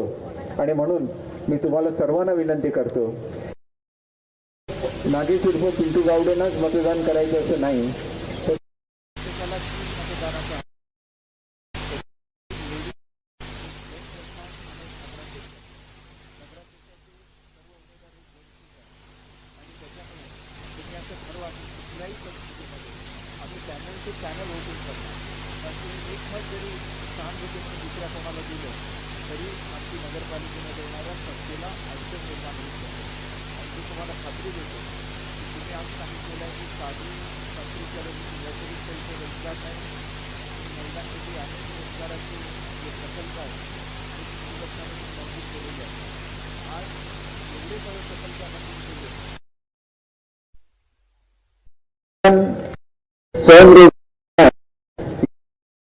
आपण भारतामध्ये एक नंबर लावत लक्षात घ्या. आणि एवढं काम करणं एवढं ताकद ही तुमच्यामध्ये आहे, महिलांमध्ये आहे. आणि म्हणून हे जे प्रकल्प मी मंजूर केले तसंच सिंधुरत्न योजनेची मुदत आता संपलेली आहे. नवीन ज्या वेळेला नूतनीकरणाचं ठराव पास करेल सरकार कॅबिनेट त्यावेळेला आपण निश्चितपणे पुन्हा एकदा ही योजना आणू. आणि तुमची तळमळ मी बघितलेली आहे. 100% तुमच्यासाठी स्वयंरोजगार निर्माण करून दिला जाईल याची मी आपल्याला खात्री देतो. आणि अनेक गोष्टी त्याच्यामध्ये काथ्याचे कारखाने आहेत, त्याच्यामध्ये वेगवेगळे छोटे छोटे फूड प्रोसेसिंगचे युनिट्स आहेत. सगळ्यांच्या माध्यमातून आपल्याला रोजगार निर्माण करून देणं ही माझी जबाबदारी राहील. आणि म्हणून मला आपल्याला अत्यंत नम्रपणे सांगायचं आहे की कुठलंही काम आपल्याला जर महिलांसाठी करायचं असेल तर त्याच्यासाठी मनापासूनची तळमळ लागते. आणि ही तळमळ माझ्यामध्ये आहे आणि माझ्या सर्व सहकाऱ्यांच्यामध्ये आहे. आणि त्याच्यामुळे आपण कुठल्याही परिस्थितीमध्ये जे आपण मला ही नगरपालिका जिंकून द्या. मी आपल्याला सांगतो की 1 वर्षामध्ये तुम्ही याच ठिकाणी आपण मीटिंग घेऊ आणि तुम्ही मला सांगाल की होय आमच्यासाठी तुम्ही रोजगार निर्माण केला. एवढं मी आपल्याला करून दाखवेन, एवढी मी आपल्याला खात्री देतो. आणि म्हणूनच आपल्याला पुन्हा पुन्हा मी विनंती करत आहे की 3च्या 3ही मतं ही शिवसेनेच्या धनुष्यबाणाला द्या. आणि आपल्याला वेंगुर्ल्याच्या संदर्भात अनेक जण पुढे होणाऱ्या गोष्टी आहेत. त्याच्यामध्ये घोडेबाव उद्यान आहे, त्याचं सुशोभीकरण करायचं आहे. त्याचा अतिशय सुंदर असा फोटोग्राफ आम्ही जे पॅम्पलेट काढलं त्याच्यामध्ये तुमच्यासाठी दिलेला आहे. त्याच्यानंतर आपलं जे कालेलकर बहुउद्देशीय आणि महिलांसाठी मी सांगू इच्छितो की कालेलकर बहुउद्देशीय सभागृहामध्ये जी लग्न होतात ह्याचं कॅटरिंगचं पूर्ण काम हे महिलांना दिलं जातं. त्यांना सगळ्या गोष्टी मी घेऊन दिलेल्या आहेत. बुफे लावायच्या बुफे डिशेस दिलेल्या आहेत, रेग्युलर डिशेस दिलेल्या आहेत ज्याच्यामधून ते सर्व्हिस करू शकतात. आणि आता महिला हे याचं कॅन्टीन चालवतात कालेलकर सभागृहाचं. आणि हे सगळं निधी मी सिंधुरत्नमधून दिलेला आहे. त्याच्यानंतर आपली जी गार्डन्स आहेत या गार्डन्समध्ये जे जे छोटी छोटी रेस्टॉरंट आहेत ही सगळी महिला बचत गटांना चालवायला दिलेली आहेत. म्हणजे तुम्ही हे मुद्दाम जाऊन बघितलं पाहिजे, मग तुमची खात्री होईल की माझं व्हिजन हे महिलांना रोजगार देण्याचंच व्हिजन आहे. आणि त्याच्यामुळे तुम्ही अवश्य जाऊन चौकशी करा. कालेलकर नाट्यगृहामध्ये जे कॅटरिंग करतात त्या महिलांना विचारा, गार्डनमधले जे रेस्टॉरंट चालवतात त्या महिलांना विचारा. आणि आता तर तुमच्याकडे जॅपनीज गार्डन झालेलं आहे, तिथं सुद्धा छोटंसं रेस्टॉरंट केलं जाईल आणि ते सुद्धा महिला बचत गटांना चालवायला दिलं जाईल. याच्या पलीकडे एक चांगला असा प्रकल्प जो मी वेंगुर्ल्यासाठी मंजूर केलेला आहे तो म्हणजे फ्लोटिंग रिसॉर्ट आहे. आपल्या मांडवी जी खाडी आहे त्याच्यामध्ये फ्लोटिंग रिसॉर्ट मंजूर केलेलं आहे. आणि मला जर शक्य झालं तर हे फ्लोटिंग रिसॉर्ट सुद्धा महिला बचत गटांनाच चालवायला दिलं जाईल याची मी आपल्याला खात्री देतो. अनेक गोष्टी या वेंगुर्ल्यासाठी करायच्या आहेत. आणि वेंगुर्ला जेवढं शहर आहे तसंच इथं मोठ्या प्रमाणात मच्छीमारांची वस्ती आहे. फिशिंग विलेज जे आपण करतोय त्याच्यामध्ये लोकांना तुमच्या घरामध्ये राहता येईल. म्हणजे तिथं जी मच्छीमारांची घरं आहेत ह्याच्यावर एक मजला वाढवला जाईल. नवाबाग आहे गाव आणि वेंगुर्ला शहर आहे, या दोघांमध्ये अशा तऱ्हेची योजना केली जाईल की त्याच्यामध्ये जे पर्यटक येतील ते तुमच्या घरामध्ये राहतील. तिथं फूड कोर्ट आहे, महिलांना त्याच्यामध्ये फूड कोर्ट दिली जातील आणि महिला जे स्वयंपाक करतील ते पर्यटक बसून त्या ठिकाणी खातील. म्हणजे तुम्हाला एका अर्थाने मोठा रोजगार हा त्या फिशिंग विलेजच्या माध्यमातून.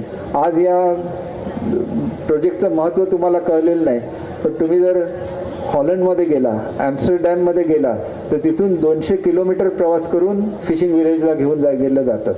तिथं मग महिलांचे किंवा पुरुषांचे स्टॉल असतात ज्याच्यावर वेगवेगळे माशाचे पदार्थ करून दिले जातात आणि पर्यटक त्याच्यामध्ये फूड कोर्ट असतं त्याच्यामध्ये बसतात आणि प्रत्येक स्टॉलवरून खरेदी करत असतात. हे कायमस्वरूपी तिथं उभं राहणार आहे. त्याच्यामुळे तुमच्यामध्ये जी ईश्वराने दिलेली कला आहे उत्कृष्ट स्वयंपाक करायची त्याला प्रचंड असा स्कोप त्या फिशिंग विलेजच्या माध्यमातून मिळणार आहे. आणि फिशिंग विलेज फक्त नवाबागला होणार असं नाही, तर नवाबाग हा आता झुलत्या पुलाने वेंगुर्ल्याशी जोडला गेलेला आहे. त्याच्यामुळे वेंगुर्ल्यामधल्या सुद्धा ज्या मच्छीमार महिला आहेत त्यांच्यासाठी सुद्धा मोठ्या प्रमाणात रोजगार हा या माध्यमातून उपलब्ध होणार आहे. त्या ठिकाणी बोटिंगची सोय केलेली आहे. त्याच्यामुळे तुम्ही जर कधी मांडवीच्या किनाऱ्यावर गेला तर जवळजवळ 1 कोटी रुपये खर्च करून सर्व तऱ्हेची इक्विपमेंट ही तुमच्यासाठी दिलेली आहे. त्याचा तुम्ही लाभ घेतला पाहिजे. वेंगुर्ला हे काजू प्रक्रियेसाठी प्रसिद्ध आहे आणि म्हणून पुढच्या काळामध्ये आज जी मालवणचं महत्त्व आहे तेच पुढच्या काळामध्ये वेंगुर्ल्याला प्राप्त होणार आहे. म्हणूनच सागरेश्वर हा जो तुमचा किनारा आहे या सागरेश्वरला लाकडाच्या हट्स तयार करण्याचं काम मंजूर केलेलं आहे MTDCच्या माध्यमातून. ते झाल्यानंतर जसं तारकर्ली लोकांना आवडतं तेवढाच सागरेश्वरचा किनारा हा लोकांना आवडायला लागेल. आणि म्हणून आपण एक गोष्ट लक्षात घेतली पाहिजे, येणारा भविष्यकाळ हा उज्ज्वल आहे. आणि हे करत असताना मला एकच सांगायचं आहे की आज पालकमंत्री आलेले होते, प्रत्येकाच्या दुकानामध्ये गेले आणि त्यांना सांगितलं की मी रुंदीकरण होऊ देणार नाही. मुळात रुंदीकरण प्रस्तावित कोणी केलं? तुमच्याच नगराध्यक्षांनी केलं. हे जे गिरप नगराध्यक्ष आहेत त्यांनीच ते रुंदीकरण प्रस्तावित केलं. 2 वेळा मी त्याला स्टे घेऊन दिला, 2 वेळा नगरविकास मंत्र्यांकडून मी त्याला स्टे घेऊन दिला. आणि त्याच्यामुळे तुम्ही लक्षात घेतलं पाहिजे की नुसतं इलेक्शन आलं म्हणून जाऊन काहीतरी आश्वासन द्यायची यांनी लोकांबद्दलचं प्रेम दिसत नाही.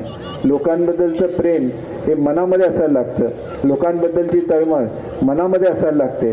म्हणून ज्यावेळेला ड्रेनेज सिस्टीम मंजूर झाली वेंगुर्ल्यासाठी आणि लोकांचा विरोध होता की आम्हाला ही ड्रेनेज सिस्टीम नको आहे, याच्यामुळे आम्हाला अडचणी निर्माण होतील, मी ताबडतोब ती शासनाकडून कॅन्सल करून घेतली.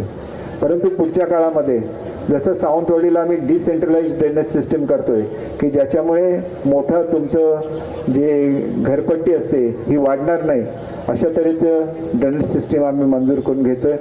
तर त्या प्रकल्पामध्ये सुद्धा मी लक्ष घालेन. आणि मी तुम्हाला खात्री देऊ इच्छितो की वेंगुर्ला एवढं सुंदर आहे की आजपर्यंत केवळ मालवणला लोक येतात, तारकर्लीला लोक येतात आणि ते संपूर्ण फुल झालेलं असतं. तेच महत्त्व पुढच्या काळामध्ये वेंगुर्ल्याला मिळेल याची मी आपल्याला खात्री देतो. आणि बराच वेळ झाला आहे, खरं तर उपमुख्यमंत्री एकनाथ शिंदेसाहेब यायचे आहेत, त्याच्यामुळे मी सुद्धा माझं भाषण किती लांबवायचं याला मर्यादा आहेत. परंतु एक 4-5 मिनिटामध्ये ते या ठिकाणी येतील, तर 4-5 मिनिटं आपण हितगुज थोडंसं करूया आणि मग तोपर्यंत एकनाथ शिंदेसाहेब या ठिकाणी येतील. कारण खरं तर ते हेलिकॉप्टरने या ठिकाणी येणार होते, परंतु मालवणला पोहोचायला त्यांना उशीर झाला आणि आपल्याला माहिती आहे की सूर्यास्तानंतर हेलिकॉप्टर वापरलं जात नाही आणि त्याच्यामुळे मालवणहून त्यांचं हेलिकॉप्टर पुढे गेलं आणि ते बाय रोड इथं येत आहेत, त्याच्यामुळे त्यांना यायला उशीर झाला. याच्याबद्दल मी आपल्या सर्वांची मनापासून दिलगिरी व्यक्त करतो आणि मी आपल्याला निश्चितपणे सांगू इच्छितो की अनेक ज्या गोष्टी आपण या ठिकाणी करणार आहोत आणि केलेल्या आहेत त्याची थोडक्यात तुम्हाला माहिती देतो की या ठिकाणी पूर्वी साधे मीटर होते आपल्याला पाण्याचे, ते मीटर बदलून त्या ठिकाणी अल्ट्रासोनिक ऑटोमॅटिक वॉटर मीटर बसवण्यात आले. त्याचा पूर्ण खर्च हा मी राज्य शासनाकडून नगरपालिकेला उपलब्ध करून दिलेला आहे. आणि दुसरी एक अत्यंत महत्त्वाची गोष्ट जी एकनाथ शिंदे साहेबांच्या बद्दल सांगितली पाहिजे की माझी लाडकी बहीण ही जी योजना आहे ही त्यांनी महाराष्ट्रामध्ये आणली आणि खऱ्या अर्थाने ते सर्व महिलांचे लाडके भाऊ झाले, ही वस्तुस्थिती आहे. या ठिकाणी अनेक उपक्रम राबवत असताना इथली कॅथलिक स्मशानभूमी आहे त्याचं नूतनीकरण आपण केलेलं आहे. त्याच्यानंतर कॅम्प कॉर्नर मित्रमंडळ यांना रुग्णवाहिका दिलेली आहे. त्याच्यानंतर पिंटू गावडे यांच्यासाठी मी वेगळी रुग्णवाहिका दिलेली आहे. निशाण तलावाची जशी उंची वाढवली तशीच आता नारायण तलावाचं त्या ठिकाणी काम केलं जाणार आहे, ज्याच्यामुळे तुम्हाला 24 तास पाण्याचं उपलब्धता होईल. आपण उत्कृष्ट असं फिश मार्केट दिलेलं आहे. फिश मार्केटच्या माध्यमातून सुद्धा मी सांगू इच्छितो की याच्यामध्ये आता किती लोक फिश मार्केटमध्ये येणाऱ्या महिला आहेत मला माहिती नाही, परंतु तुम्हाला जे इक्विपमेंट लागतात, सिंधुरत्न योजना एकदा चालू झाली, या ठिकाणी जो डीप फ्रीजर आहे तो सुद्धा सिंधुरत्न योजनेमधून त्या मार्केटसाठी दिलेला आहे. परंतु तुम्हाला जे काही साहित्य लागत असेल ते साहित्य हे सुद्धा सिंधुरत्न योजनेमधून पुढच्या वेळेला उपलब्ध करून दिलं जाईल याची मी आपल्याला खात्री देतो.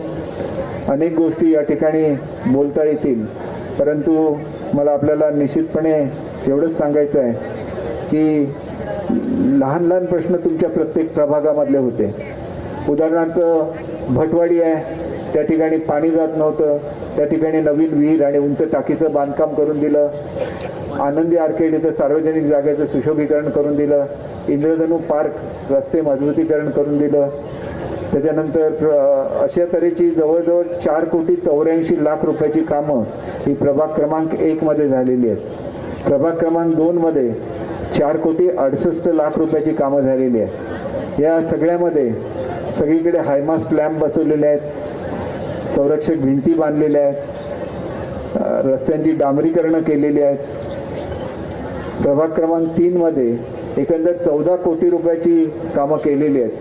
त्याच्यामध्ये सौर ऊर्जा हायमॅस्ट आहेत, बॅरिस्टर नाथपै केंद्राचं विद्युतीकरण आहे, बॅरिस्टर नाथपै कम्युनिटी सेंटर हे जे तुम्ही आता बघता हा जवळजवळ 1 कोटी रुपयाचा प्रकल्प आहे. वेंगुर्ला नगरपालिकेचा जलतरण तलाव खराब झालेला होता, त्याची दुरुस्ती करण्यासाठी 51 लाख रुपये मंजूर करून दिलेले आहेत. त्याच्यानंतर मोठ्या कामांमध्ये नगर परिषदेचे सांस्कृतिक इमारतीचं बाह्य सुशोभीकरण करणं याच्यासाठी 40 लाख रुपये उपलब्ध करून दिले. स्वयंभू मंदिर ते परब यांच्या घरापर्यंत जाणाऱ्या डांबरीकरणासाठी 60 लाख रुपये मंजूर करून दिले. अशी मोठी यादी आहे. प्रभाग क्रमांक 3 मध्ये सगळ्यात जास्त निधी म्हणजे 14 कोटी रुपयाचा निधी दिलेला आहे. प्रभाग क्रमांक 4 मध्ये 11,82,00,000 रुपयाचा निधी उपलब्ध करून दिलेला आहे. त्याच्यामध्ये कॅम्प कॉर्नर मित्रमंडळासाठी दिलेल्या रुग्णवाहिकेचे समावेश सुद्धा आहे. त्याचबरोबर पर्यटकांसाठी लहान मुलांच्या खेळण्यासाठी जवळजवळ 60 लाख रुपये दिलेले आहेत. प्रभाग क्रमांक 5 मध्ये जवळजवळ 8,93,00,000 रुपये एवढी रक्कम दिलेली आहे आणि त्याच्यामध्ये रामेश्वर देवस्थानच्या तळी आणि आजूबाजूचा परिसर पर्यटनदृष्ट्या विकसित करणे 50 कोटी रुपयाची रक्कम दिलेली आहे.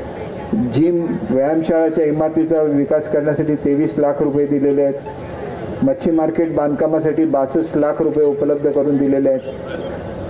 भाजी मार्केटच्या कामासाठी 50 लाख रुपये उपलब्ध करून दिलेले आहेत. भाजी मार्केट कॉफर्ड मार्केट पॅसेजच्या संरक्षक निवारा निर्माण करण्यासाठी 25 लाख रुपयाची रक्कम उपलब्ध करून दिलेली आहे. महालक्ष्मी प्लाझा कॉम्प्लेक्स इथं आपण आता RCC बांधकाम केलेलं आहे.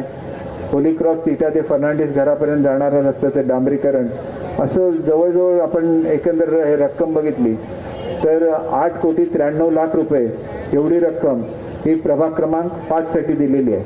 प्रभाग क्रमांक 6 साठी 9,43,00,000 एवढी मोठी रक्कम दिलेली आहे.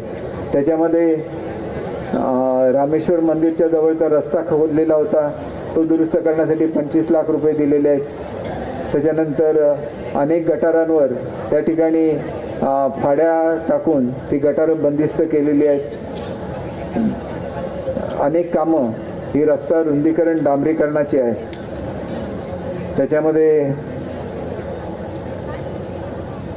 विशेषतः चर्चचं जे सुशोभीकरण आहे स्मशानभूमीचं, कॅथलिक इमॅक्युलेट कन्सेप्शन चर्च यांच्या स्मशानभूमीच्या सुशोभीकरणासाठी 30 लाख रुपये उपलब्ध करून दिलेले आहेत. अशी अनेक गोष्ट आणि बंदर येथे चर्च शेजारील भाग पर्यटनदृष्ट्या विकसित करण्यासाठी 10 लाख रुपये खर्च केलेले आहेत. म्हणजे प्रत्येक समाजाची कामं आपण केलेली आहेत. प्रभाग क्रमांक 4 मध्ये 46,41,000 46,41,87,000 एवढा निधी या ठिकाणी उपलब्ध करून दिलेला आहे. त्याच्यामध्ये गावडेवाडीतील युवकांना रुग्णवाहिका दिलेली आहे. दाभोली नाका कॅथलिक स्मशानभूमीचं त्या ठिकाणी नूतनीकरण करून दिलेलं आहे. वेंगुर्ला येथे झुलत्या पुलाजवळ बॅकवॉटर प्रकल्प हा जवळजवळ 23 कोटी रुपयाचा प्रकल्प आहे. खऱ्या अर्थाने आपली जी खाडी आहे ही नेहमी गाळाने भरत असते आणि त्याच्यामुळे हा गाळ तिथे येऊ नये म्हणून 23 कोटी रुपयाचं त्या ठिकाणी ज्याला आपण संरक्षक भिंत म्हणतो अशा तऱ्हेचं ब्रेक वॉटर प्रकल्प हा राबवलेला आहे आणि तो पूर्णत्व झालेला आहे. आपला झुलता पूल हे तुमच्या सगळ्यांचं आकर्षण केंद्र आहे. त्याच्यावर जाणारा रस्ता खडीकरण डांबरीकरण करण्यासाठी 75 लाख रुपये दिलेले आहेत. दुसरा अत्यंत महत्त्वाचा प्रोजेक्ट जो आहे तो म्हणजे आपण ज्याला आपल्या बंदरावर जाता त्याला तिथला पूल खचलेला आहे, तर हा नवीन पूल बांधायचा आणि त्याच्या शेजारी दुकान गाळे बांधायचे. महिलांची जी अपेक्षा होती की आमच्यासाठी काहीतरी रोजगाराची निर्मिती झाली पाहिजे, निश्चितपणे मी आपल्याला सांगतो की हे जे गाळे होतील बंदरावर जाताना त्याच्यामध्ये सुद्धा महिलांना मोठ्या प्रमाणात गाळे उपलब्ध करून देण्यात येतील. प्रभाग क्रमांक 7 मध्ये सगळ्यात जास्त 46 कोटी रुपयाची कामं मंजूर आहेत. प्रभाग क्रमांक 8 मध्ये 15,07,50,000 एवढ्या रुपयाची रक्कम मंजूर केलेली आहे आणि ही कामं पूर्णत्व झालेली आहेत. त्याच्यामध्ये पिराचा दर्गा स्मशानभूमी कब्रस्तानचं सुशोभीकरण केलेलं आहे. मी तुम्हाला हे सगळं एवढ्यासाठी सांगतो की एका धर्मापुरतं आपण काम केलेलं नाही. जसं रामेश्वर मंदिरचं आपण सुशोभीकरण केलं तसंच चर्चच्या शेजारचा भाग सुशोभीकरण केला, तसंच पिराचा दर्गा इथलं जे स्मशानभूमी आहे त्याचं सुशोभीकरण करून दिलं. संरक्षक भिंतीचं तिथं बांधकाम करून गेलं. त्यानंतर सगळ्यात जो चांगला प्रोजेक्ट आपल्याकडे आता होणार आहे तो म्हणजे मांडवी गार्डन ते Mandvi cycling track walking track हा जवळजवळ 12 कोटी रुपयाचा प्रकल्प आहे. याला CRZचं क्लिअरन्स मिळाल्यानंतर वेंगुर्ला हे एक आकर्षण स्थळ ठरेल लोकांचं, याच्याबद्दल मला खात्री आहे. या ठिकाणी सिंधुरत्न योजनेमधून हा 12 कोटी रुपयाचा निधी आपल्याला दिलेला आहे. प्रभाग क्रमांक 9 मध्ये 7,70,00,000 रुपये एवढी मोठी रक्कम मंजूर केलेली आहे. याच्यामध्ये विशेषतः दलित व्यायामशाळेमध्ये व्यायाम साहित्य पुरवणे, म्हणजे प्रत्येक जो घटक आहे समाजाचा प्रत्येकासाठी काही ना काही काम दिलेलं आहे आणि त्याच्यामुळे पॉवर हाऊससाठी कॅम्प कॉर्नर मित्रमंडळाला एक रुग्णवाहिका दिलेल्या आहेत. म्हणून एकूण 3 रुग्णवाहिका या नुसत्या मी एका वेंगुर्ला शहराला दिलेल्या आहेत आणि ह्या सगळ्या मी माझ्या खाजगी याच्यामधून दिलेल्या आहेत, सरकारी पैशातून नाही दिलेल्या. आणि त्याच्यामुळे ती जी मंडळं आहेत ही मंडळं त्या रुग्णवाहिका वापरू शकतात. मी तुम्हाला पिंटू गावडेंचं उदाहरण दिलेलं होतं की पिंटू गावडे हे त्या ठिकाणी त्यांची जी ॲम्ब्युलन्स आहे कशा रीतीने चांगली वापरतात त्याचं मी तुम्हाला उदाहरण दिलेलं आहे. समीर रेस्ट हाऊस ते मराठी घरापर्यंत जाणाऱ्या रस्त्याचं रुंदीकरण डांबरीकरण करणं 45 लाख रुपये. पॉवर हाऊस ते काजू फॅक्टरी गटर बांधकाम करणं 15 लाख रुपये. साखव पूल ते गणेशगड ते शेड बांधणं 2,70,000 रुपये. अशी असंख्य कामं प्रभाग क्रमांक 9 मध्ये सुद्धा केलेली आहे. पण प्रभाग क्रमांक 9चं वैशिष्ट्य असं आहे की आनंदवाडीमधल्या दलित वस्तीवर व्यायामशाळेचं साहित्य पुरवणं 3,99,000. दलित वस्तीवर MSCB ते मोर्या संकुलाकडे जाणारा रस्ते डांबरीकरण खडीकरण करणं 9,99,000 रुपये. दत्ताराम वेंगुर्लेकर ते बबन परब यांच्या घराकडे जाणाऱ्या पायवाटेचं मजबूतीकरण करणं 9,99,000. अशी अनेक कामं त्या भागामध्ये दिलेली आहेत. त्याच्यानंतर प्रभाग क्रमांक 10 मध्ये एकंदर 10,18,59,921 रुपयाचा निधी दिलेला आहे. त्याच्यामध्ये कॅम्पमध्ये जे पर्यटन सुविधा केंद्र आहे त्याचं बाह्य सुशोभीकरण करण्यासाठी 30 लाख रुपयाचा निधी दिलेला आहे. फळ संशोधन केंद्र गडगा ते समीर रेस्ट हाऊस पर्यंत जाणारा रस्ता रुंदीकरणासह डांबरीकरण करणे 45 लाख रुपये. वेंगुर्लेकर यांचे घर ते धावडेश्वर मंदिरपर्यंत जाणारा रस्ता डांबरीकरण करणे 10 लाख रुपये. वेंगुर्ला नगर परिषद संगीत रिसॉर्ट इमारतीचं विद्युतीकरण करणं 2,85,000 रुपये. कावळे घर ते ख्यालगिरी गिरीबुवांच्या मठाकडे जाणारा रस्ता खडीकरण डांबरीकरण करणं 11 लाख रुपये. लाड घर ते साळगावकर यांच्या घरापर्यंत जाणारा रस्ता डांबरीकरण करणे 20 लाख रुपये. कॅम्प येथील चिल्ड्रन प्ले ग्राउंडवर रंगकाम विद्युत काम करणे 10 लाख रुपये. पोलीस परेड ग्राउंड ते म्हाडाकडे जाणारा रस्ता रुंदीकरण मजबूतीकरण करणं 9,99,000 रुपये. अशी अनेक कामं या ठिकाणी केलेली आहेत. आणि विशेषतः मला सांगायचं आहे की गवळीवाड्याचा रस्ता सुद्धा आपण याच योजनेअंतर्गत दिलेला आहे. गवळ्यांच्या अनेक वर्षाची जी समस्या होती की त्यांची जमिनी त्यांच्या नावावर नव्हत्या, आता त्या जमिनी त्यांच्या नावावर झालेल्या आहेत. त्याच्यामुळे त्यांना आता स्वतःची घरं अभिमानाने बांधता येतील.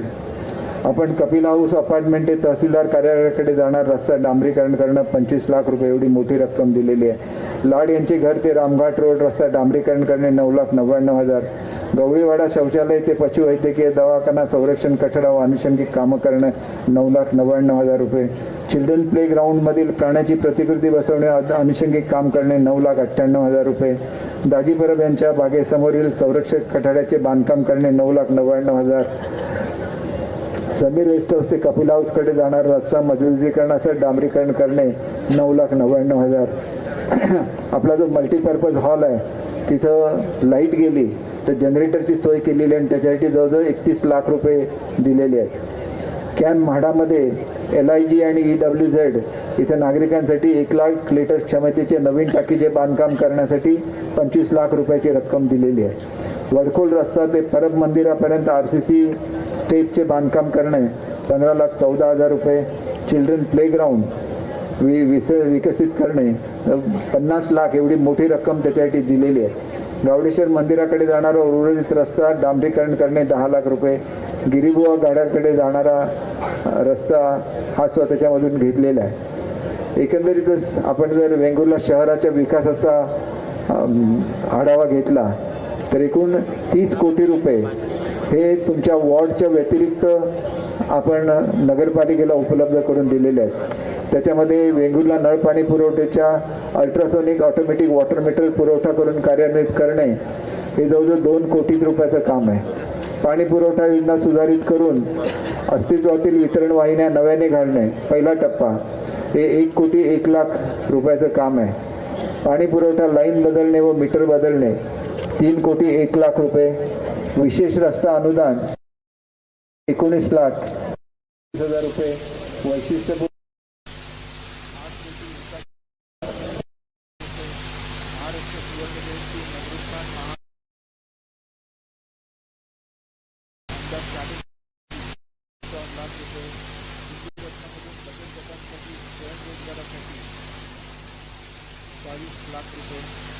कॉलेजच्या नागपूरचे बचत गटांना प्रोत्साहन देण्यासाठी कॅम्पसमध्ये लागणारे साहित्य खरेदी करणं 10 लाख रुपये.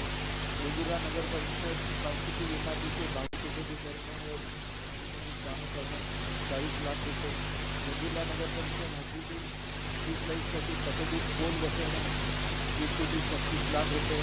वेगुर्ला विविध भागातील स्ट्रीट लाईटसाठी पथदीप आणि पोल बसवणे 130-35 लाख रुपये, अग्निशमन वाहन खरेदी करणे 90 लाख रुपये, वेंगुर्ला नगरपरिषद हद्दीतील शहरातील विविध रस्त्यांवर 50 लाख फेन्स लावणे 10 लाख रुपये, वेंगुर्ला नगरपरिषद घनकचरा व्यवस्थापन अंतर्गत ओल्या कचऱ्यापासून बायोगॅस प्रकल्प निर्माण करणे 15 लाख रुपये, अशी वेगवेगळी कामं या ठिकाणी केलेली आहेत.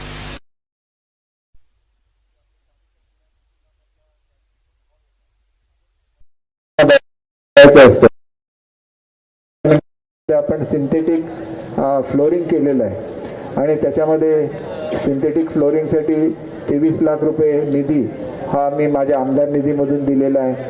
त्याच्यामुळे या ठिकाणी आता बॅडमिंटन, कॅरम, टेबल टेनिस, बुद्धिबळ यासारखे इंडोर गेमसारख्या सुविधा उपलब्ध आहे.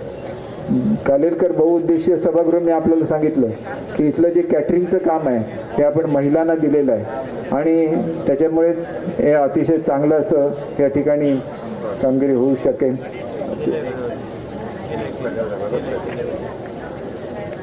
पर्यटनामधून झुलत्या पुलासाठी 4.5 कोटी. तुमच्यापैकी अनेक लोकांनी झुलता पूल बघितलेला असणार.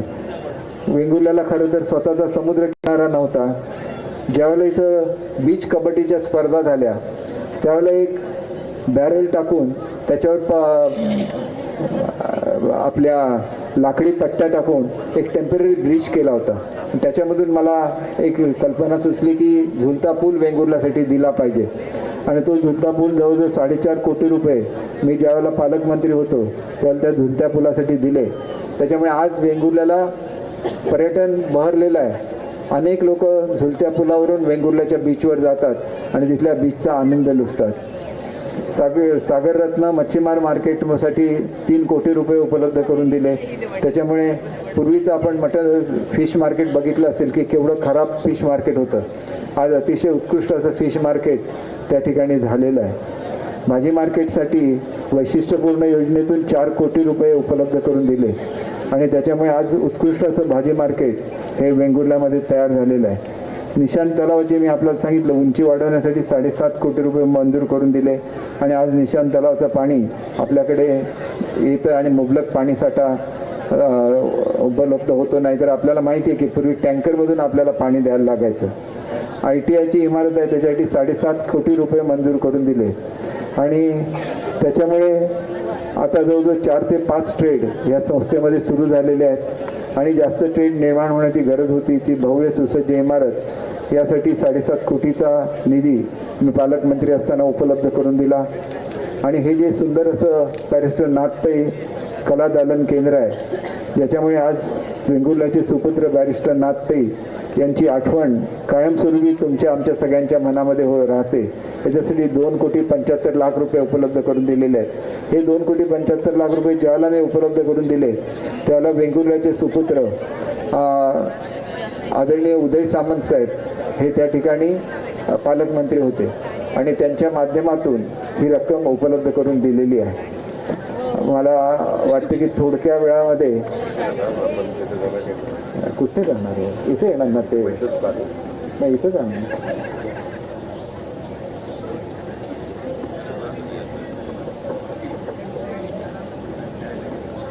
सचिन वालावलकर जर कुठे असतील त्यांनी जरा स्टेजकडे यावं. सचिनजी वालावलकर.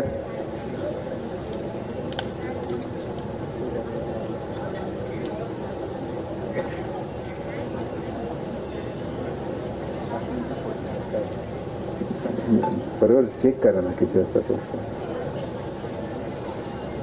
लोक. तर थोड्याच वेळात शिंदे साहेबांचं आगमन इथं होतंय. ते आल्यानंतर मी अनाऊन्स करेन. सर्वांनी उठून टाळ्या वाजवून त्यांचं स्वागत करावं अशी मी आपल्याला विनंती करेन. चुकीचं त्यांनी सगळ्यांना विनंती आहे कृपया आपण सर्वांनी असनस्तवा आपलं सगळ्यांचं लाडकं नेतृत्व महाराष्ट्राचे उपमुख्यमंत्री सन्माननीय शिंदे साहेब यांचं आगमन होतंय. तुम्ही हे सर्व ऐकल्यानंतर तुमची खात्री झाली असेल की केवढा प्रचंड निधी हा आपण वेंगुर्ला शहरासाठी उपलब्ध करून दिला. एवढं सगळं केल्यानंतर मी एवढी अपेक्षा केली की तुम्ही सगळ्यांनी धनुष्यबाणाला मतदान करावं. तर चुकीची आहे का? मग तुम्ही एक निर्धार करा. अजून 2 दिवस आहेत, उद्या आणि परवा. म्हणजे उद्याचा दिवस, परवा वोटिंग होणार आहे, पण उद्याचा दिवस सुद्धा प्रचारासाठी उपलब्ध आहे. तुम्ही सगळ्यांनी एक मनामध्ये निर्धार करा की आम्ही सगळे मिळून नागेश उर्फ पिंटू गावडे आणि उरलेल्या 20 उमेदवारांना निवडून आणू. ज्यावेळेला तुम्ही असा निर्धार करणार त्याला खऱ्या अर्थाने चांगल्या लोकांचं राज्य हे वेंगुर्ला शहरावर येणार आहे. आणि त्याच्यामुळे मी आपल्याला कळकळीची विनंती करतो की आपण सर्वांनी धनुष्यबाणाच्या निशाणीवर 3 वेळा बटन दाबून, वेगवेगळे 3 ठिकाणी धनुष्यबाण असणार. प्रत्येक तुम्हाला ज्याला 2 बॉक्स दिले जाणार, एका बॉक्समध्ये 2 ठिकाणी धनुष्यबाण असणार आणि एका बॉक्समध्ये एका ठिकाणी धनुष्यबाण असणार. तर त्यावेळेला तुम्ही ती धनुष्यबाणाच्या चिन्हावर बटन दाबून त्या ठिकाणी आमच्या उमेदवारांना विजयी करावं अशी मी आपल्याला नम्र प्रार्थना करतो. आता थोड्याच वेळात शिंदे साहेबांचं या ठिकाणी आगमन होईल. तोपर्यंत मी 2 मिनिटं आपल्यापैकी कोणाला जर काही सूचना वगैरे असतील तोपर्यंत तर आपण मला सांगू शकता. मी तेवढा वेळ आहे. शिंदे साहेब आले की शिंदे साहेबांचं भाषण होईल. मला सावंतवाडीला पुढच्या मीटिंगसाठी जायला लागेल. तर मी आपल्यापैकी कोणाला काही सूचना असतील तर त्या त्यांनी अवश्य सांगाव्या, कारण तोपर्यंत शिंदे साहेब येतील. मी मनापासून आपल्या सर्वांचे आभार मानतो आणि आपल्याला पुन्हा एकदा विनंती करतो की आपण शिवसेनेच्या धनुष्यबाण या निशाणीवर शिक्का बटन दाबून आमच्या सर्व सहकाऱ्यांना विजयी करावं अशी मी आपल्याला कळकळीची नम्र विनंती करतो. धन्यवाद. एकदा जय महाराष्ट्र. सर्वांनी जोरदार टाळ्या द्यायचे आणि जोरदार घोषणा द्यायचे. शिवसेना, शिवसेना, हिंदू हृदय सम्राट बाळासाहेब ठाकरेंचा. दीपक भाई तू मागे बढो. सगळ्यांचा आवाज द्या. दीपक भाई तू मागे बढो. धन्यवाद. धन्यवाद साहेब. खरं तर बराच वेळ झाला, आपण 4-4:30 वाजल्यापासून इथे बसलेला, तर थोडासा गारवा पण हवेमध्ये जाणवायला लागलाय. पण विकासाची ऊब कुठेतरी प्रत्येकाच्या मनात आहे आणि त्यामुळे तुम्ही आज एवढा उशीर झालाय तरी तुम्ही थांबून राहिलात आपल्या पक्षाच्या प्रेमापोटी, आपल्या नेत्यांच्या प्रेमापोटी. तर स्वतःसाठी खरंच एकदा खडखडीत टाळ्या वाजवा. हेच प्रेम, आपुलकी, जिव्हाळा, हे नातं आपल्याला सातत्यानं या सगळ्या मंडळींसोबत ठेवायचं आहे. कारण दीपकबाईंनी आपल्या मनोगतातनं बरीच अशी विकास कामं आहेत जी तुमच्या समोर ठेवली आहेत, जी आतापर्यंत झालेली आहेत. कोट्यावधी निधी हा वेंगुर्ला शहरासाठी आलेला आहे. वेंगुर्ला शहर या कोट्यावधीच्या निधीच्या माध्यमातून विकासाच्या गंगेत प्रवाहित झालेला आहे आणि हा प्रवाह अजून जोरानं वाढण्यासाठी तुमच्या सगळ्यांची साथ ही फार मोठी आहे आणि ही साथ सातत्यानं तुम्ही सोबत ठेवाल ही अपेक्षा कुठेतरी प्रत्येकाच्या मनात, हृदयात आहे आणि त्या अनुषंगानं आजची ही सभा आहे. ज्यांना ऐकण्यासाठी आपण आतुरलेले आहोत, ज्यांनी प्रत्येक महिलेच्या चेहऱ्यावर, जी कुठल्याही पक्षाची असो, त्या महिलेच्या चेहऱ्यावर आनंद फुलवण्याचं काम जे आपल्या लाडक्या नेत्यानं केलं, ते लाडकं नेतृत्व अगदी काही क्षणांमध्ये आपल्याला सर्वांना भेटण्यासाठी, आपले विचार इथे मांडण्यासाठी आणि ही विकास गंगा अजून कशी प्रभावित होईल या दृष्टिकोनातनं प्रयत्नशील राहण्यासाठी आपलं लाडकं नेतृत्व या ठिकाणी येतंय. ते आल्यानंतर सर्वांनी आपण त्यांचं दिलखुलास मनानं स्वागत करूया आणि असा नारा देऊया की वेंगुर्ला शहरामध्ये आल्याचं समाधान त्यांच्या चेहऱ्यावर आपण बघू शकू. नक्कीच निलेश, खरं तर दीपकबाईंनी विकास कामांचा पाडाच वाचलाय. थोडक्यात सांगायचं झालं तर केलेली गोष्ट बोलून दाखवायची नसते, पण बोलल्याशिवाय ती कळत नसते. त्यासाठी कधी कधी ती बोलावी लागते. या ठिकाणी सन्मानी आपल्या सर्वांचं लाडकं नेतृत्व, अनाथांचं नात असं ज्यांना संबोधलं जातं, ते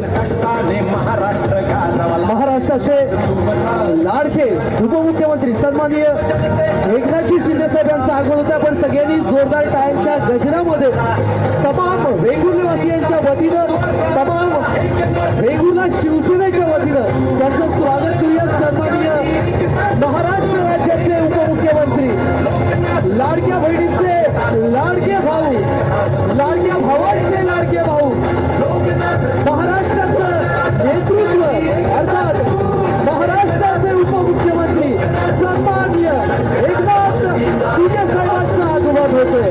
जोरदार टाळ्यांच्या गजरात आपण त्यांचं स्वागत करतोय. हा उत्साह, हा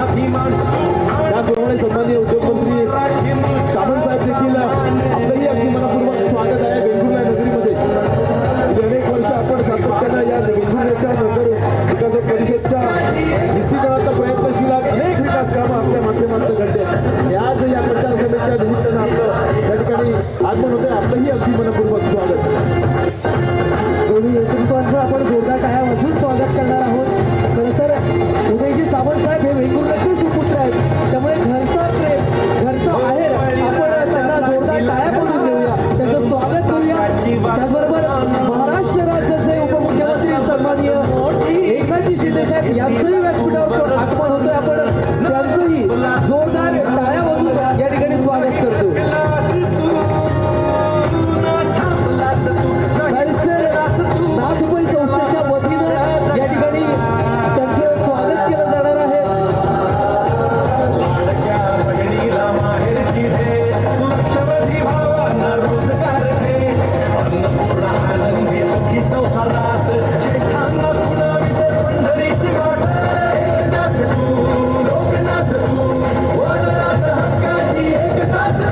या ठिकाणी साहेबांचं व्यासपीठावर आगमन होईल. त्यानंतर अखंड महाराष्ट्राचंच आराध्य दैवत छत्रपती शिवाजी महाराज यांच्या प्रतिमेचं पूजन होईल. त्याचबरोबर हिंदू हृदय सम्राट बाळासाहेब ठाकरे यांच्या प्रतिमेला वंदन केलं जाईल.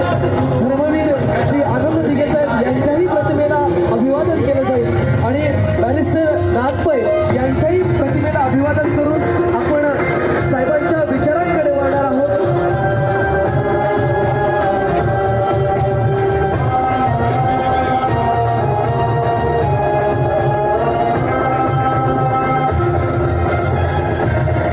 साहेबांचं या ठिकाणी स्वागत होतंय. समाज वेंगुर्ल्यातील सूचना अधिकाऱ्यांच्या वतीनं त्यांचं स्वागत केलं जातंय. वेंगुर्ल्याचं प्रेम तुमच्या सगळ्यांच्या वतीनं हे प्रेम साहेबांना दिलं जातंय. केवळ पदाधिकाऱ्यांकडून स्वागत नाहीये तर तुमच्या सगळ्यांच्या नेतृत्वाकडून ते स्वागत आहे. म्हणजे तुमच्या सगळ्यांकडून स्वागत या ठिकाणी साहेबांचं केलं जातंय.